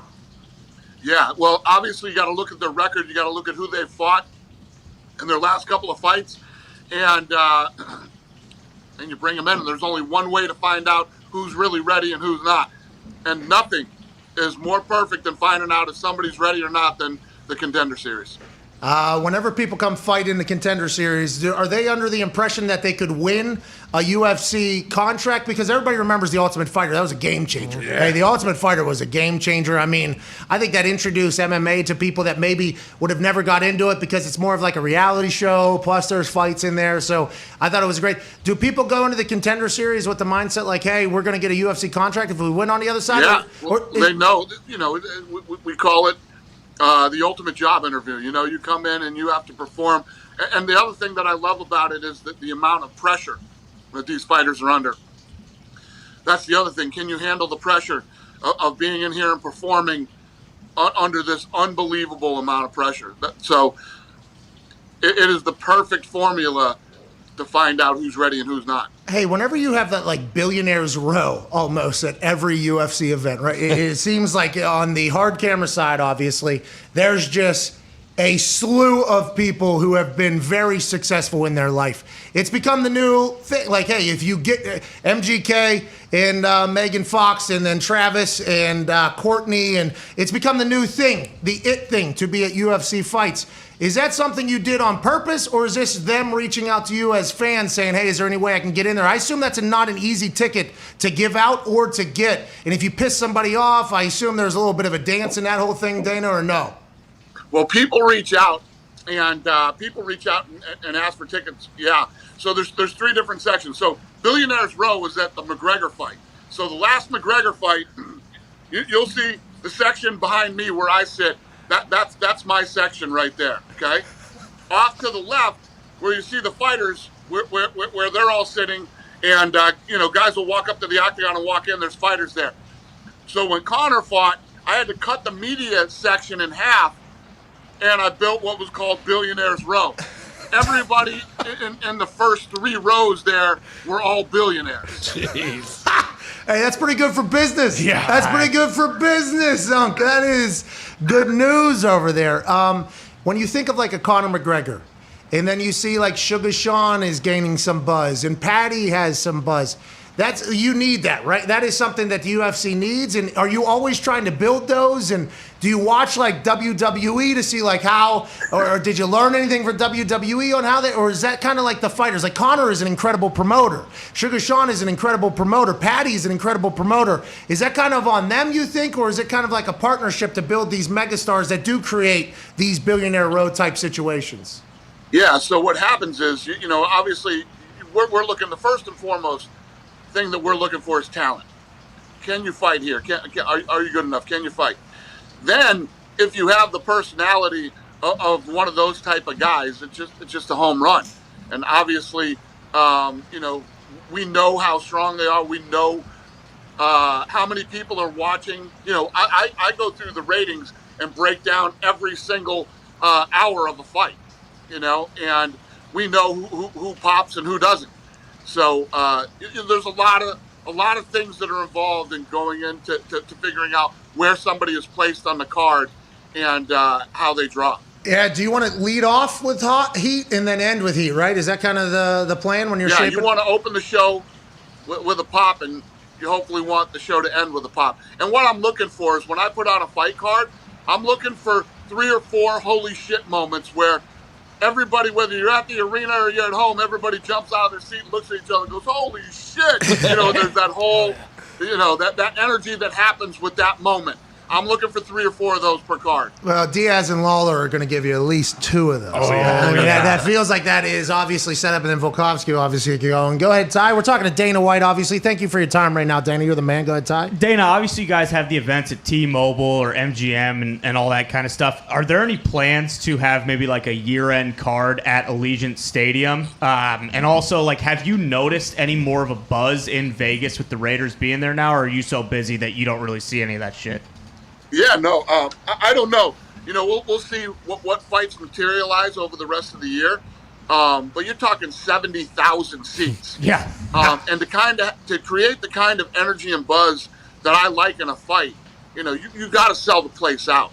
So I don't know. We'll see how that plays out. And yes, when you drive to work here in Vegas, everybody has either a Raider license plate and Raider stickers on their car, or the Golden Knights plate and Golden Knight stickers on their car. So Vegas has become a massive sports town. This place is going crazy, for any kind of sporting event, right? I think this weekend we got UFC, the NFL, hockey is like preseason. NASCAR is this weekend. Hell yeah. Look at Vegas. And what am I forgetting? It's probably a fucking ping pong match. I mean, everything sports is happening here this weekend. Vegas, a place that never had sports. Yeah, UNLV. That was it. Everybody was scared of Vegas because of the gambling, and now that sports books are kind of going, it feels like it's going to become a destination place more and more. And that Raiders team feels like it's the perfect vibe for Las Vegas. It just feels like it was perfect. And obviously, the Vegas Golden Knights lose Marc-Andre Fleury. I mean, who knows what's going to happen with them? Penguins probably going to win the fucking Stanley Cup. I mean, Vegas is a great host city, man. Always has been, always will be. You still talk to the Fertitta brothers much? All the time. Yeah, all the time. Are they completely out of the business? Are they completely out of the business, or are they still part? I saw them at a fight, I think, and they were the connection to Vegas, I think, for you, right? Immediately? Yeah. They're still talking. I met with them last week. I'm in a lot of different business deals with them, still from the past and some that we've done recently. Those guys are my guys. We'll be together till the day we die. And but yes, the answer is they're still invested in in our stock. They own some of the stock. So Yeah, they have to be pumped about what Vegas has become. I think they're lifers, right? They're born and raised there, and now being part of the UFC, which brought a lot of life to Vegas, and then now with all the things, that has to feel pretty great. Go ahead, Connor. Yeah, Dana, did you reach out to Conor McGregor after he threw out a first pitch that hit the 10th row last night at a No. baseball park or not? No, and you know what? You know how many times I've been offered to do that, and I'm like, fuck no. I'm not doing that. It's like every guy out there thinks that they can fucking fight, and they can't. And every guy thinks that they could go out there and throw a pitch from the mound to home plate and think it's easy. That shit ain't easy. And you realize how easy it isn't when people go out and actually try to do it. I think he had to have tried to throw that into the stadium. Good velocity. Gunned it. I mean, he had to have tried to. I mean, he had to have at this point. What is your relationship like with Conor? Is there just a mutual respect? Are you friends? What do you think right now? How would you judge it? Yeah, we have a very, very good relationship, and Conor's been massive for the UFC and massive for the sport. In the fight business, when you become as rich and as famous as Conor has, as fast as Conor has, things happen. And sometimes, even around here, because I got some guys that work for me, and because this sport is has a martial arts base. These people are all good people, their families, but let's never forget, this isn't fucking IBM, okay? This isn't Microsoft. We're in the fight business. I got 700 fucking maniacs under contract, and let me tell you what, shit happens sometimes. Yeah, and by the way, you have to be to go into a cage. I mean, the whole, whenever people start talking about some people, and like football players sometimes get this as well. Not me, obviously, because I was a punter, but other football players like, oh, he said some mean things or whatever. It's like, what do you think is going out there and putting a helmet on and running his face into somebody at 25 miles an hour? Like, there might be some shit that might come alongside that person. You just got to hope that they continue to grow as a human in that whole thing. In the history of the fight business, everybody hates everybody. I hate everybody, and everybody hates me. And we all fight and argue, and I got now Jake Paul's in here and he's talking shit, and I talk shit about him, and then I hate Oscar De La Hoya. Oscar De La Hoya hates me. I hate that little weasel at Showtime, fucking Espinoza, that little scumbag, and then he hates me, and that's this business. We're in the mean, nasty business. I deal with that with the reporters sometimes. Did you hear what he said about him? And, what do you think he's going to say about him? We're in the meanest business on planet Earth. It's the way it goes. It's a conflict. Toughen up. It's a conflict business. That's what it is. Actually, a conflict business. Exactly. The biggest conflict business of all time. Last question here for you. We can't thank you enough for your time. Go ahead, Diggs. Dana, we had mentioned the sports books in Vegas. Do you know if like fighters go in, like they know how much of an underdog or how much they are a favorite, and do they use that as motivation going into a fight? Do you know that at all? Well, it's exactly like he was just saying. Gambling in sports was like taboo 10 years ago. Now it's all coming together. And, yeah, I mean, we did the Contender Series last night. Before your fight comes up, these kids are watching in the back while they're warming up, and you see what the odds are. I mean, some of these kids are 3-1 underdogs. Last night, a kid was a 2-1 underdog, and he won the fight. So, yeah. The answer is yes. Hey, there is the last thing before we let you go, and obviously can't thank you. I know you're a busy fucking guy, especially with all these side projects you go with the routine. God damn. Hey, whenever we Google Dana White's net worth, let's remember that there is some cooking potential. There's fucking Friday on the Cooking Network, okay? Yeah. Then there's also some other businesses. Incredible work by you, sir, obviously becoming a success. Whenever you see other league, like there's potentially another league being started up, and obviously Bellator had a buzz there for a while. Is that something for you to pay attention to, or do you just kind of like, if we do what we do, nothing else matters? Yeah, listen, I love it. There's no barrier to entry to get into this business, man. So many guys have tried to get into the fight business or are in the fight business, from Donald Trump, Mark Cuban, you name it. I mean, so many different guys have jumped in. It's a fun business. I get it. But yeah, no, all I do is I stay focused on what I'm doing, what I have to do, and me and my people. That's all I worry about. Well, you seem to be doing a great job, and I can't wait to watch UFC 266 this weekend. What time's first fight? The first fight goes off at probably 4 o'clock. Yeah.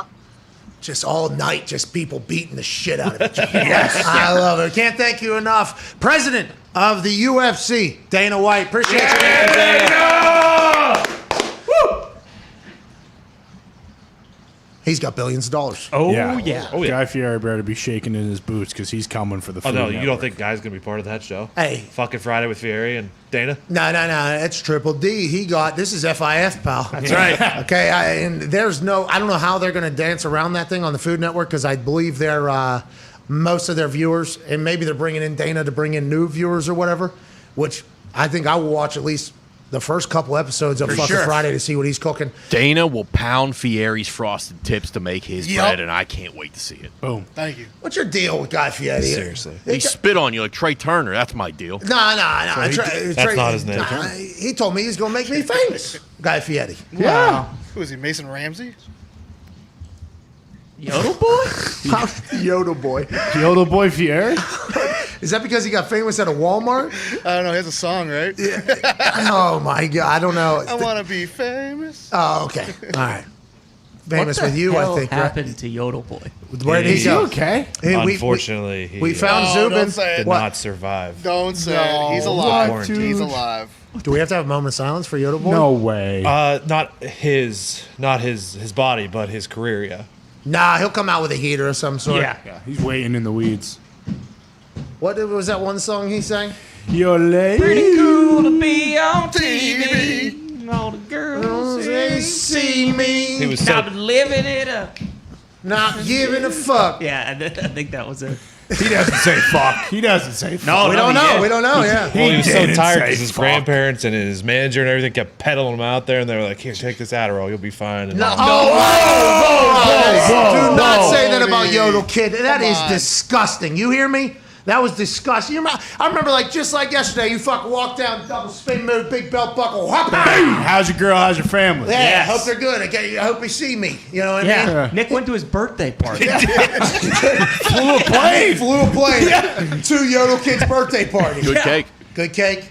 Did a camel spit in your face? No, the camel did buck, though, and bust the trainer lady her eye open. I was gonna say split her head open, didn't it? Yeah, that will happen. Sometimes Jeez. these animals remember that they are wild animals at heart, not domesticated. But that's why the petting zoo is not always a good idea. Yodel Kid learned that, just like he learned a lot of other things. He's going to come around. He's gonna be fine. Yodel Kid's coming back. We got to get to a break. Jesus Christ. You. Hey. You. How dare you, Tony? Can't have it. Can't do it. What? You did. Yeah, a little bit. You did. If I was wrong, I would apologize, but I'm not. Tony. Doubling that. You did. Yeah. We got to get to a break. We need some Jesus, and we're going to go get that. All right? Yeah. Especially Thank you. faith, family, football, my job, my gambling record guy over there. Yeah. Number one. That's unbelievable. Yeah, Jesus needs to come take a visit to the COVID Cowboy and let him know, take it easy on old Yodel Kid. He'll be back better than ever. I can't wait for the comeback story post-COVID and everything like that. You just need to worry about the Steelers beating the Bengals at home this weekend. With no players, basically. Second home game in a row after COVID, 18 months. You just haven't been able to gather around each other and celebrate the good that is the Steelers. Can't be losing the Bengals at home after losing the Raiders. That ain't going to happen, right? Things will get ugly if it does. Well, you keep throwing things in the universe like that are negative. The Alchemist says... You don't put that on That's me. right. Hey, you don't put that on Hey, me. the Alchemist says the universe will guide you. And with everything you're putting on the universe, it's going to do its thing to the Pittsburgh Steelers maybe this weekend. Is that what it said? Well, yeah, it said right here, it said clearly, it said, he ran his fingers slow. Yeah. We're back in 4 That's minutes. right. This is the Batman.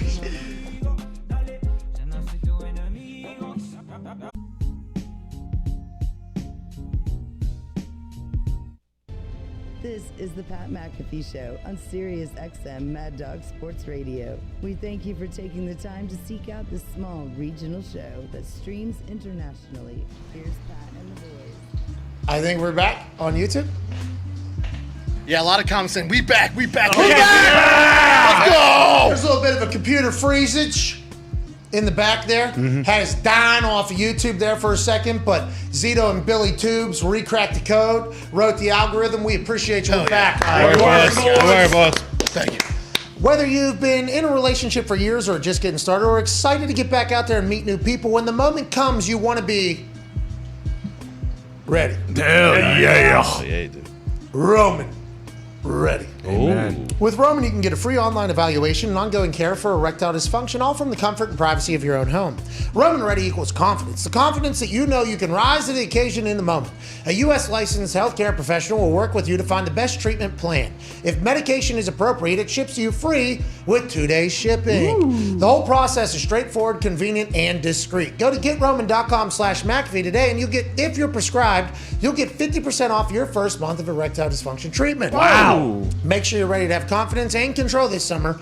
Roman Ready. Go to GetRoman.com/MCAFEE. If you're experiencing a little bit of erectile dysfunction, the reason why you're going to meet with a licensed professional, healthcare professional, is because that is probably a sign of some other things that are potentially happening. And also, you are not alone. There is a alarmingly high percentage of men that have to deal with this after the age of 30. So do not feel embarrassed about it. Actually get it fixed and become Roman Ready with our friends at Roman. GetRoman.com/McAfee today for 50% off your first month of ED treatment if you're prescribed. Yahtzee. Great deal. Shout out to Dana White for joining us. Shout out.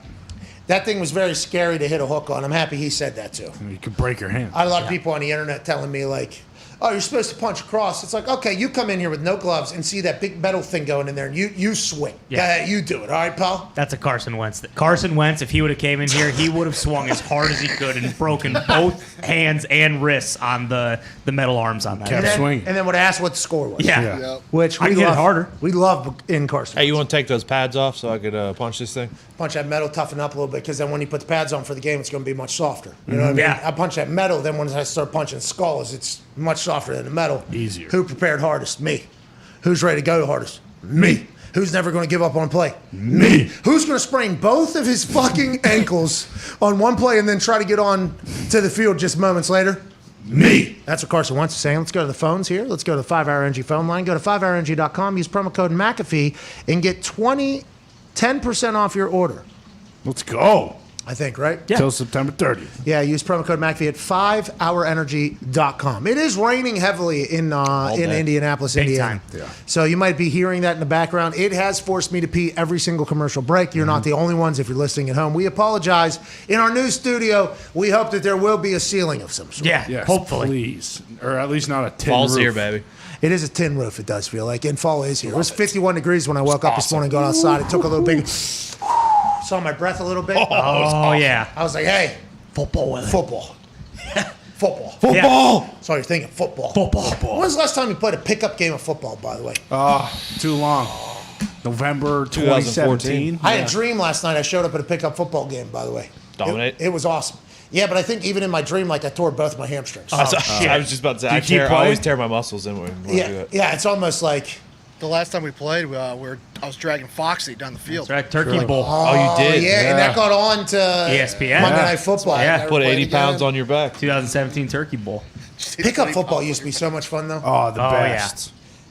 My brother and his friends, they would play against like an older group, and I would show up, and you never knew what you were getting, right? You never knew who you were playing against. You never really. There was like a little bit of anxiety when you would get in there, and then we played with a younger group or whatever, and it got nice whenever I got to the point where I was like, I feel very good about my backyard football abilities. It doesn't matter who's on the team that shows up out here, but every once in a while, almost every single game, somebody got incredibly injured. Depleted, I'm sure. Diggs was a stud backyard football player. Snow football. Huh? Snow football, like during the winter. Unbelievable. Let's get wild. Diggs' crew wouldn't invite me to their backyard football games. Not And my they're crew. recorded all the time. Really? They have DVDs of it. That was not my A little crew. bit worried, I think. I think you guys were a little bit scared. What That little gives, soccer Tony? kicker guy. Tony, what the hell? Hey, was Tony? That was your grade. No, that's not my crew, though. You Not my said crew your grade, either. not my crew. Not my crew. That was CFO Phil's crew. Yes. Philly. What gives, Phil? Yeah, CFO Phil's What's crew. that about? Yeah. They didn't invite me to the big turkey. Well, they knew you'd probably go out there like Carson Wentz. They had to save you from yourself. Yeah, that's what they said. I did have an international soccer tournament like 4 days later. Yeah, so they acted as if it was like, there was no way you should have played in that game or whatever. You're going to fucking France in 3 days or whatever. It's like dominating you guys and then fucking dominating France. Yeah. Hell of a week, is it not? Yeah. And that, it feels like the decisions were made to protect me or whatever, but it would have been nice to I show up. believe you and were won. committed to WVU at the time as well. Yeah, I mean, there's a lot happening. But man, it would have been awesome to show up there. I still got to play against him. Don't worry about it. Just not in the Turkey Bowl, the big one, in the Super Bowl. I wasn't invited. Sure. Damn. Sure. I mean, who won that? Did your grade win that or my grade win that one? I won every time. See, that's what I'm saying. Tony Dogs. Like, why How couldn't about the they team? just? Well, my grade.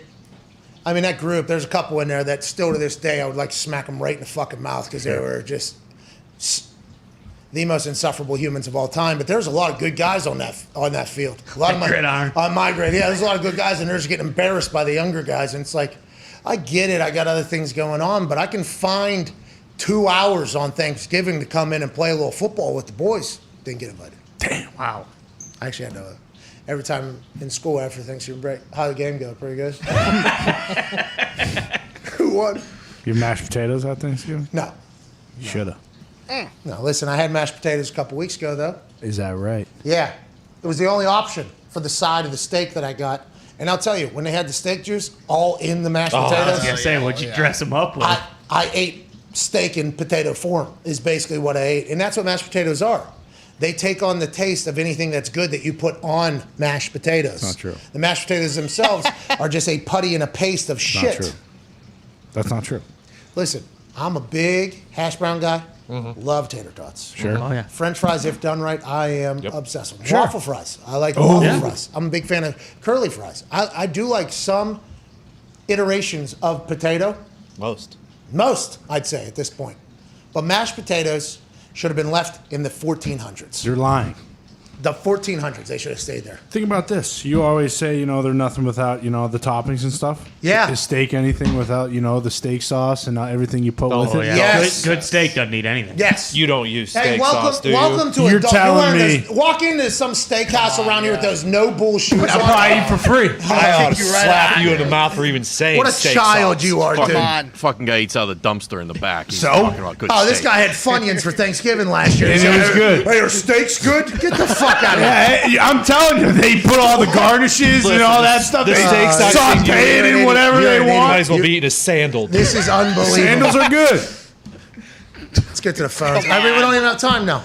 The 5-hour energy phone line can't happen because of what you just said about steak. I mean, get out I of didn't say here, anything dude. bad about steak. I'm just saying they dress everything up. No matter what you're eating, it's getting dressed up. That ain't true. Yeah. My Cinnamon Toast Crunch is Cinnamon Toast Crunch. And do you know how they make that? They put cinnamon with the cereal. But that's what I'm saying. You, with the mashed potatoes, are just eating that little square without any cinnamon or toast or crunch on that thing. You're just eating a bland-ass little thing. That's what you're doing. I'm saying it's still good. And what you're saying is that it's not good without anything else. What I'm saying is that nothing is good without anything else. Yeah, and that's not accurate. That is accurate.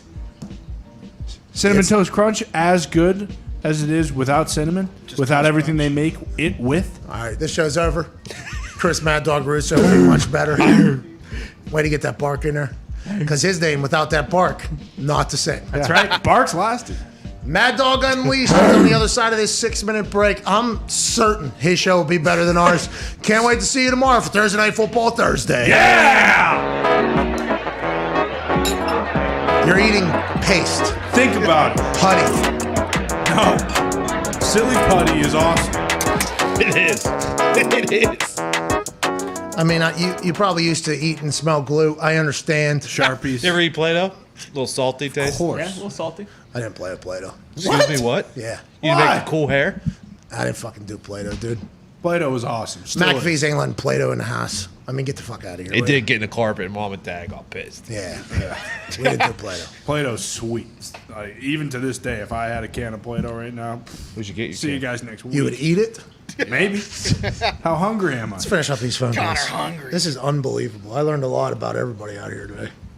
Well, you just not put butter on your mashed potatoes? Me? Yeah.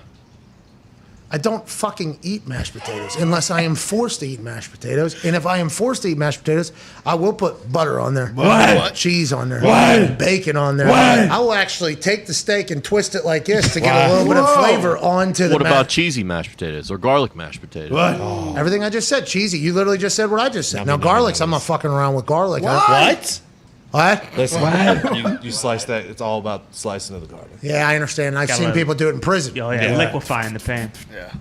I'm sure there's garlic on my mashed potatoes. I mean, that is something that If you go just to a is out restaurant, garlic mashed, almost guaranteed. Well, I'm not bringing my own fucking garlic, though. I want to let you know. I'm not showing up with the garlic and saying, hey, this is a must, but I will bring my own bacon bits if I know that I'm going to be forced into eat mashed potatoes. Really? Got to bring some Tums. I just want to make sure you weren't painting with a broad brush there, that it was a particular brand of mashed potatoes, the old white mashed potatoes that you did not like. That's what it is. Okay. Yeah, but what I'm saying is the twice-baked potatoes. Oh, yeah. So good. Yin's like sweet potatoes.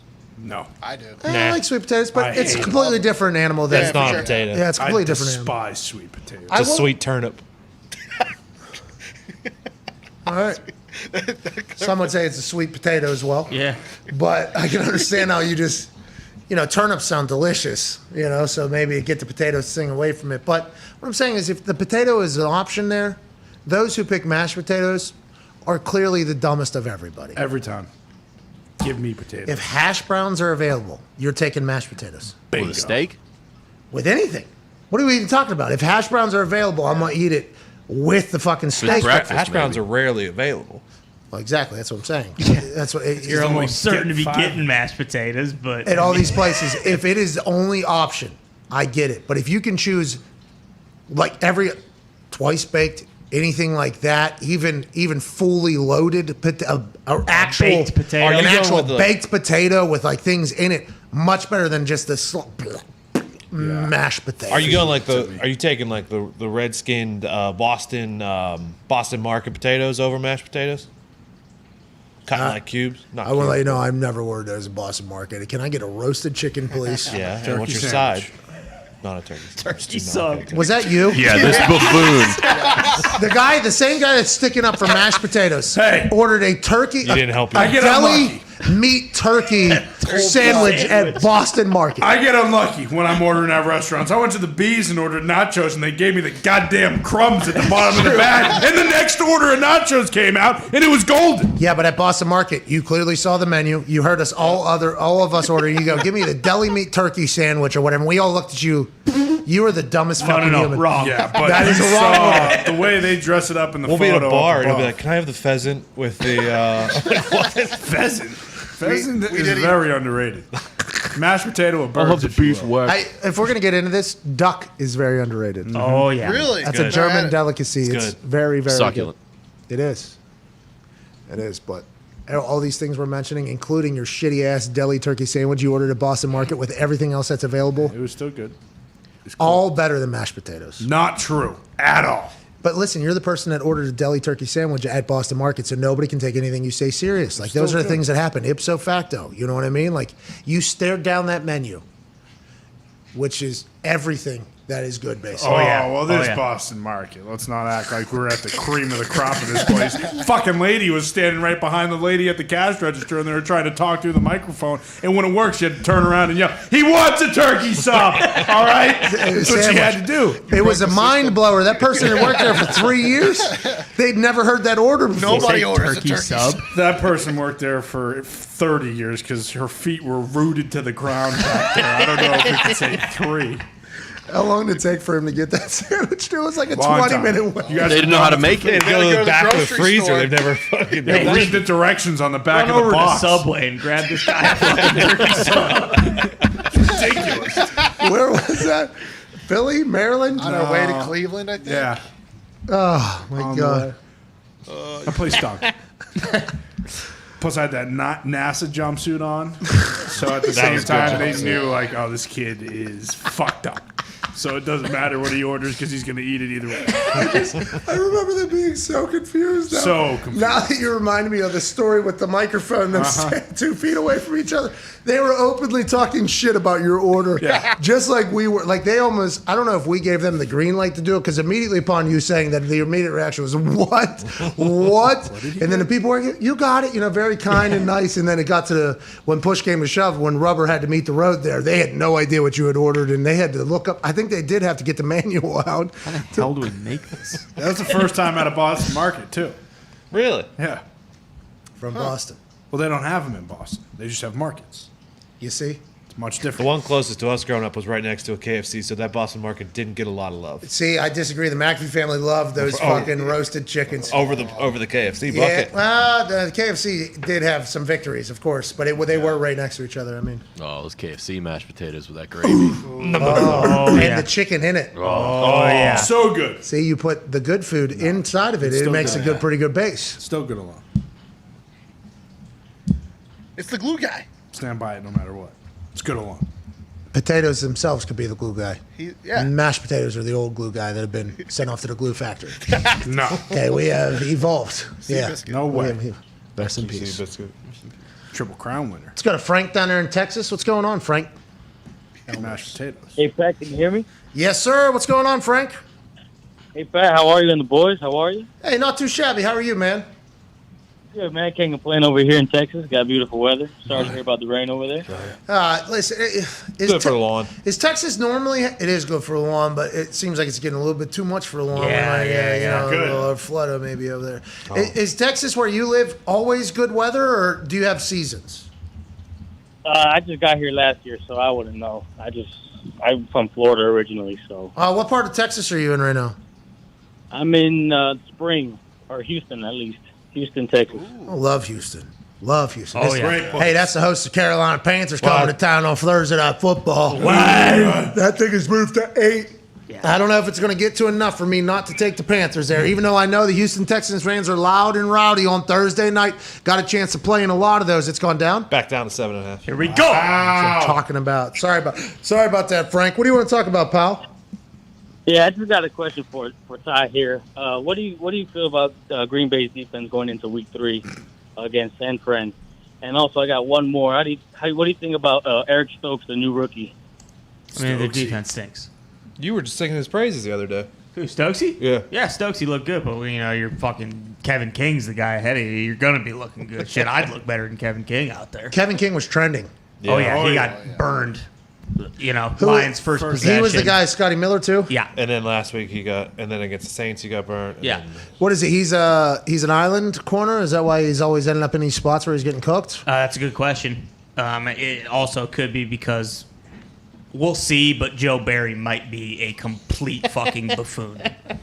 Yeah. I mean, again, the guy hasn't been worth a shit when he's been a D coordinator anywhere. So I don't know why you would all of a sudden think he comes here now when they just can't ever get it right and be the guy. But hey, good luck. Good luck, Joe. Sounds like you're really pulling for Joe.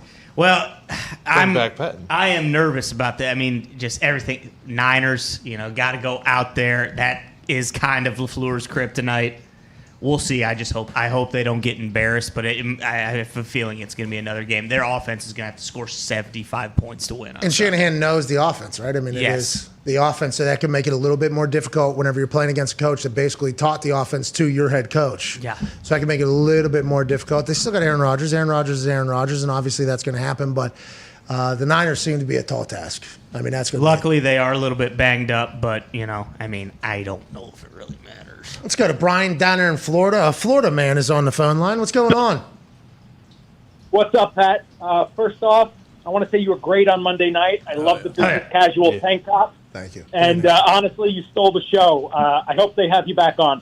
And congrats on your Packers minus 11.5. Let's go. Thank you, Brian. I like you, Brian. Too many compliments early. Don't need to hear that. I've been with me long enough. All right, don't need to hear that. But the Packers minus 11.5. Thank you for acknowledging that. I really appreciate you, dude.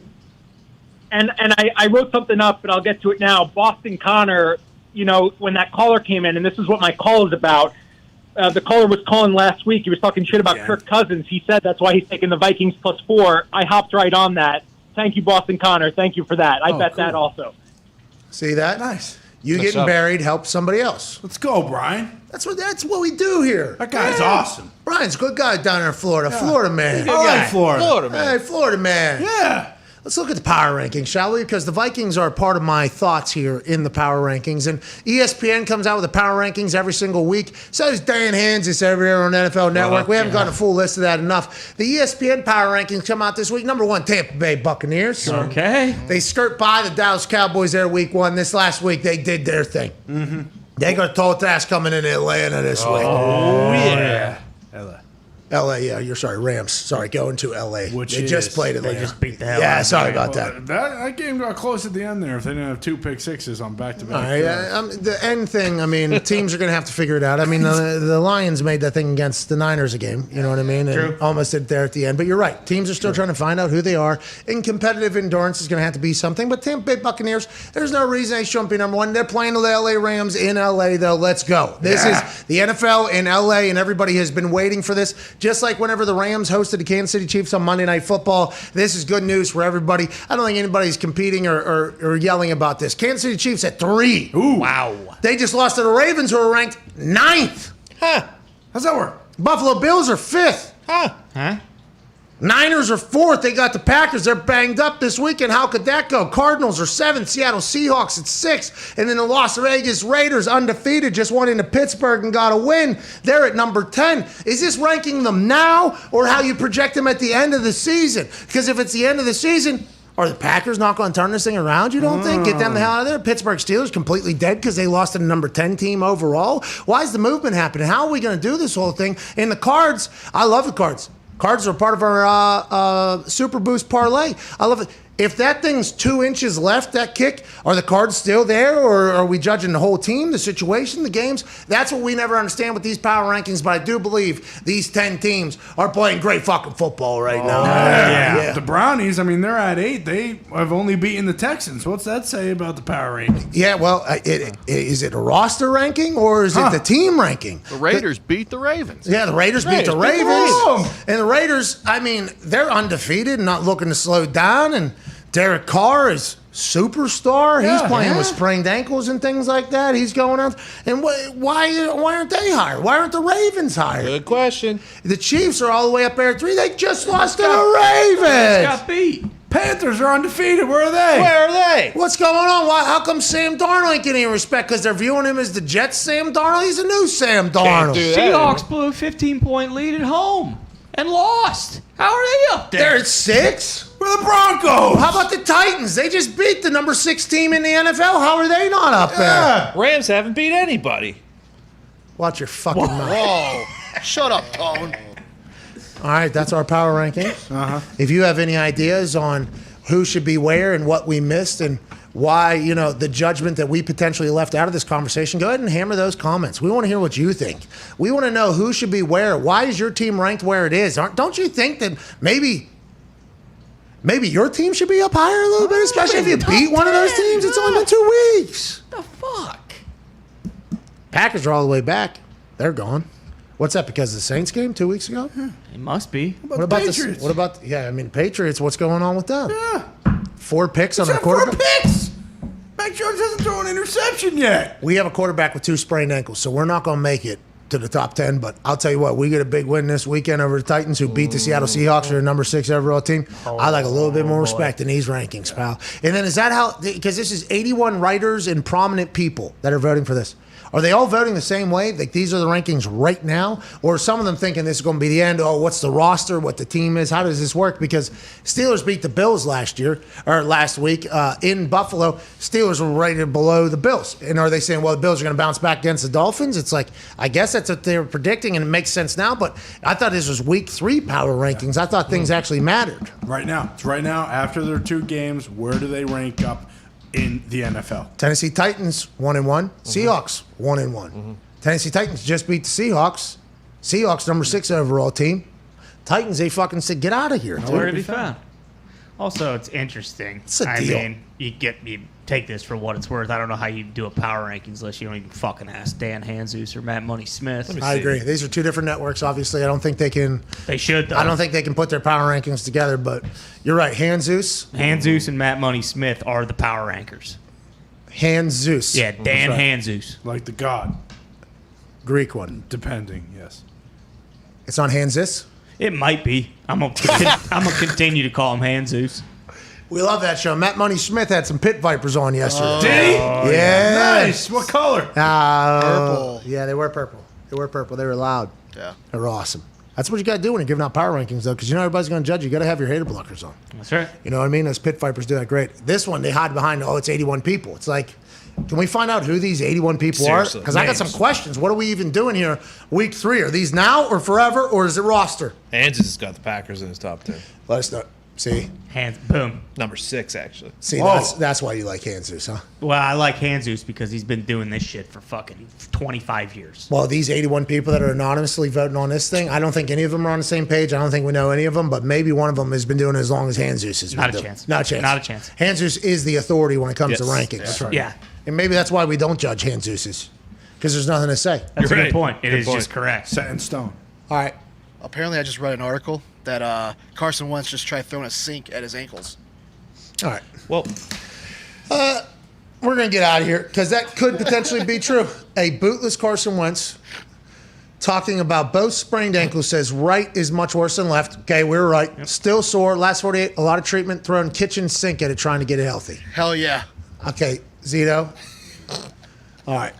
Taylor Tannenbaum of WTHR here in town, by the way, Shout reporting out. this. Happy that Carson Wentz is throwing everything they have when it comes to recovery of 2 sprained ankles. Yeah, even a sink. And he's, well, I do believe this is just a saying, but we don't know with Carson. We honestly do not know with Carson Wentz. This is just like the MCDC quote after the DeAndre Swift situation that was hitting the internet. We don't know. Maybe he did try to throw an actual sink at his ankle and say, hey, if you make it worse, it'll feel better whenever you're not, recovering from the kitchen sink bruise. So maybe the same sprain will feel much better 24 hours from now whenever we get past the kitchen sink bruise. But I think this is a quote of a metaphor of, hey, everything we got, we're trying to get into this. Yeah. I believe so. I just hope he doesn't, ram his head through a brick wall or something, trying to, thinking that, hey, if I hurt my head worse, maybe my ankles won't feel as bad. Well, that's what they used to tell you when you got a cramp, pinch your earlobe. Yep. Because you pinch your earlobe, it actually hurts your ear a little bit. You think about that, I'm pinching this, it hurts a little bit. You stop thinking about the cramp. Scientifically, nothing. No, doesn't help. So whenever you said that Carson Wentz threw a sink at his ankle, I thought there was a chance that he actually did do that. Dropped his bowling ball on my foot. In quotes. I wonder what all they're doing. This is like when Dwight Freeney had a terrible sprain on his right ankle, I think, in the AFC Championship game going into the Super Bowl my rookie year. And it was a national story, like, is Dwight Freeney going to play? Is Dwight Freeney going to play? Because we're a much different team with Dwight Freeney rushing quarterback, especially with Drew Brees being a quarterback. And they had so many ideas being sent in on what they can do. And then the body gurus showed up in geese. Yep. And they fucking went to work alongside Aaron Burrell of the Indianapolis Colts. And they got him back out there. Guess what? He got a sack. That's right. Let's So go. if any training staff can take all these different ideas and methods and tests to get somebody back on the field, it's the Indianapolis Colts medical training staff. So I got nothing but faith that old 2 sprains, you know what I mean? Old 2 sprains, but I got me a few on. Carson Wentz is going to be playing this weekend. Yeah. Don't you worry about Jacob Eason's only pass really being an incredible interception. Yeah. Carson Wentz is back this weekend. 2 sprains is making his return for the Indianapolis Colts against Tennessee Titans, and that's great news. I'm happy they're throwing everything but the kitchen sink at it. And when you said that he actually did it, it did make me think he probably did do that because that's what Carson Wentz would do to get healthy and get back on the field. Because that guy is a fucking wild card. That's right. Loves football. Let's get wild. Hammer Dahn's in about 15 minutes. Hell yeah. 3:30 at youtube.com/Hammer Dahn. Diggs is coming off a 500 night in baseball. No. Yeah, 1-0-1. 1 win, 0 losses, 1 draw. Sorry. Coming off a 750 night. I don't know how the percentage is going to work on that. So, but there was no goddamn losses. Yeah, because the one's a push, so you don't actually Yeah, lose. So didn't you lose actually any just money. won. So you're actually only 1-0. The other thing didn't even happen. True, you're right. So he's undefeated last night. Gumpy is 5-2 last night with soccer and baseball. Mitt, who knows where he's at? He's getting hot. Yeah. The youtube.com/Hammer Down. 15 minutes from now, they're going to be handing out cash, okay? And if you don't like money, you don't like Hammer Down. If you like money, you want a little bit extra cashola going into this beautiful fall, going into this holiday season, maybe your birthday's around the corner. Maybe you can use this money to go ahead and get a ticket from SeatGeek at 15% off to go to a football game. Boom. That is all the Hammer Down boys are trying to do, and they've been able to do that for like the last 6 months, and I'm very grateful for it. I'm going to get hot. Okay, that's going to come. Yeah, you are hot. Already are. Yeah. You're right. Because I did take those 3 soccer bets from last night from Gumpy. Boom. You don't have to get hot if you're already hot. Bingo. So Packers over. Packers minus 11.5. Why? Aaron Jones 2 touchdowns. Why? 3-0 in soccer betting. I'm Why? 5-0 right now. Why? Whale Place. Park the Whale on the beach. I got whale plays. I'm all the way back. 50 units. Yes.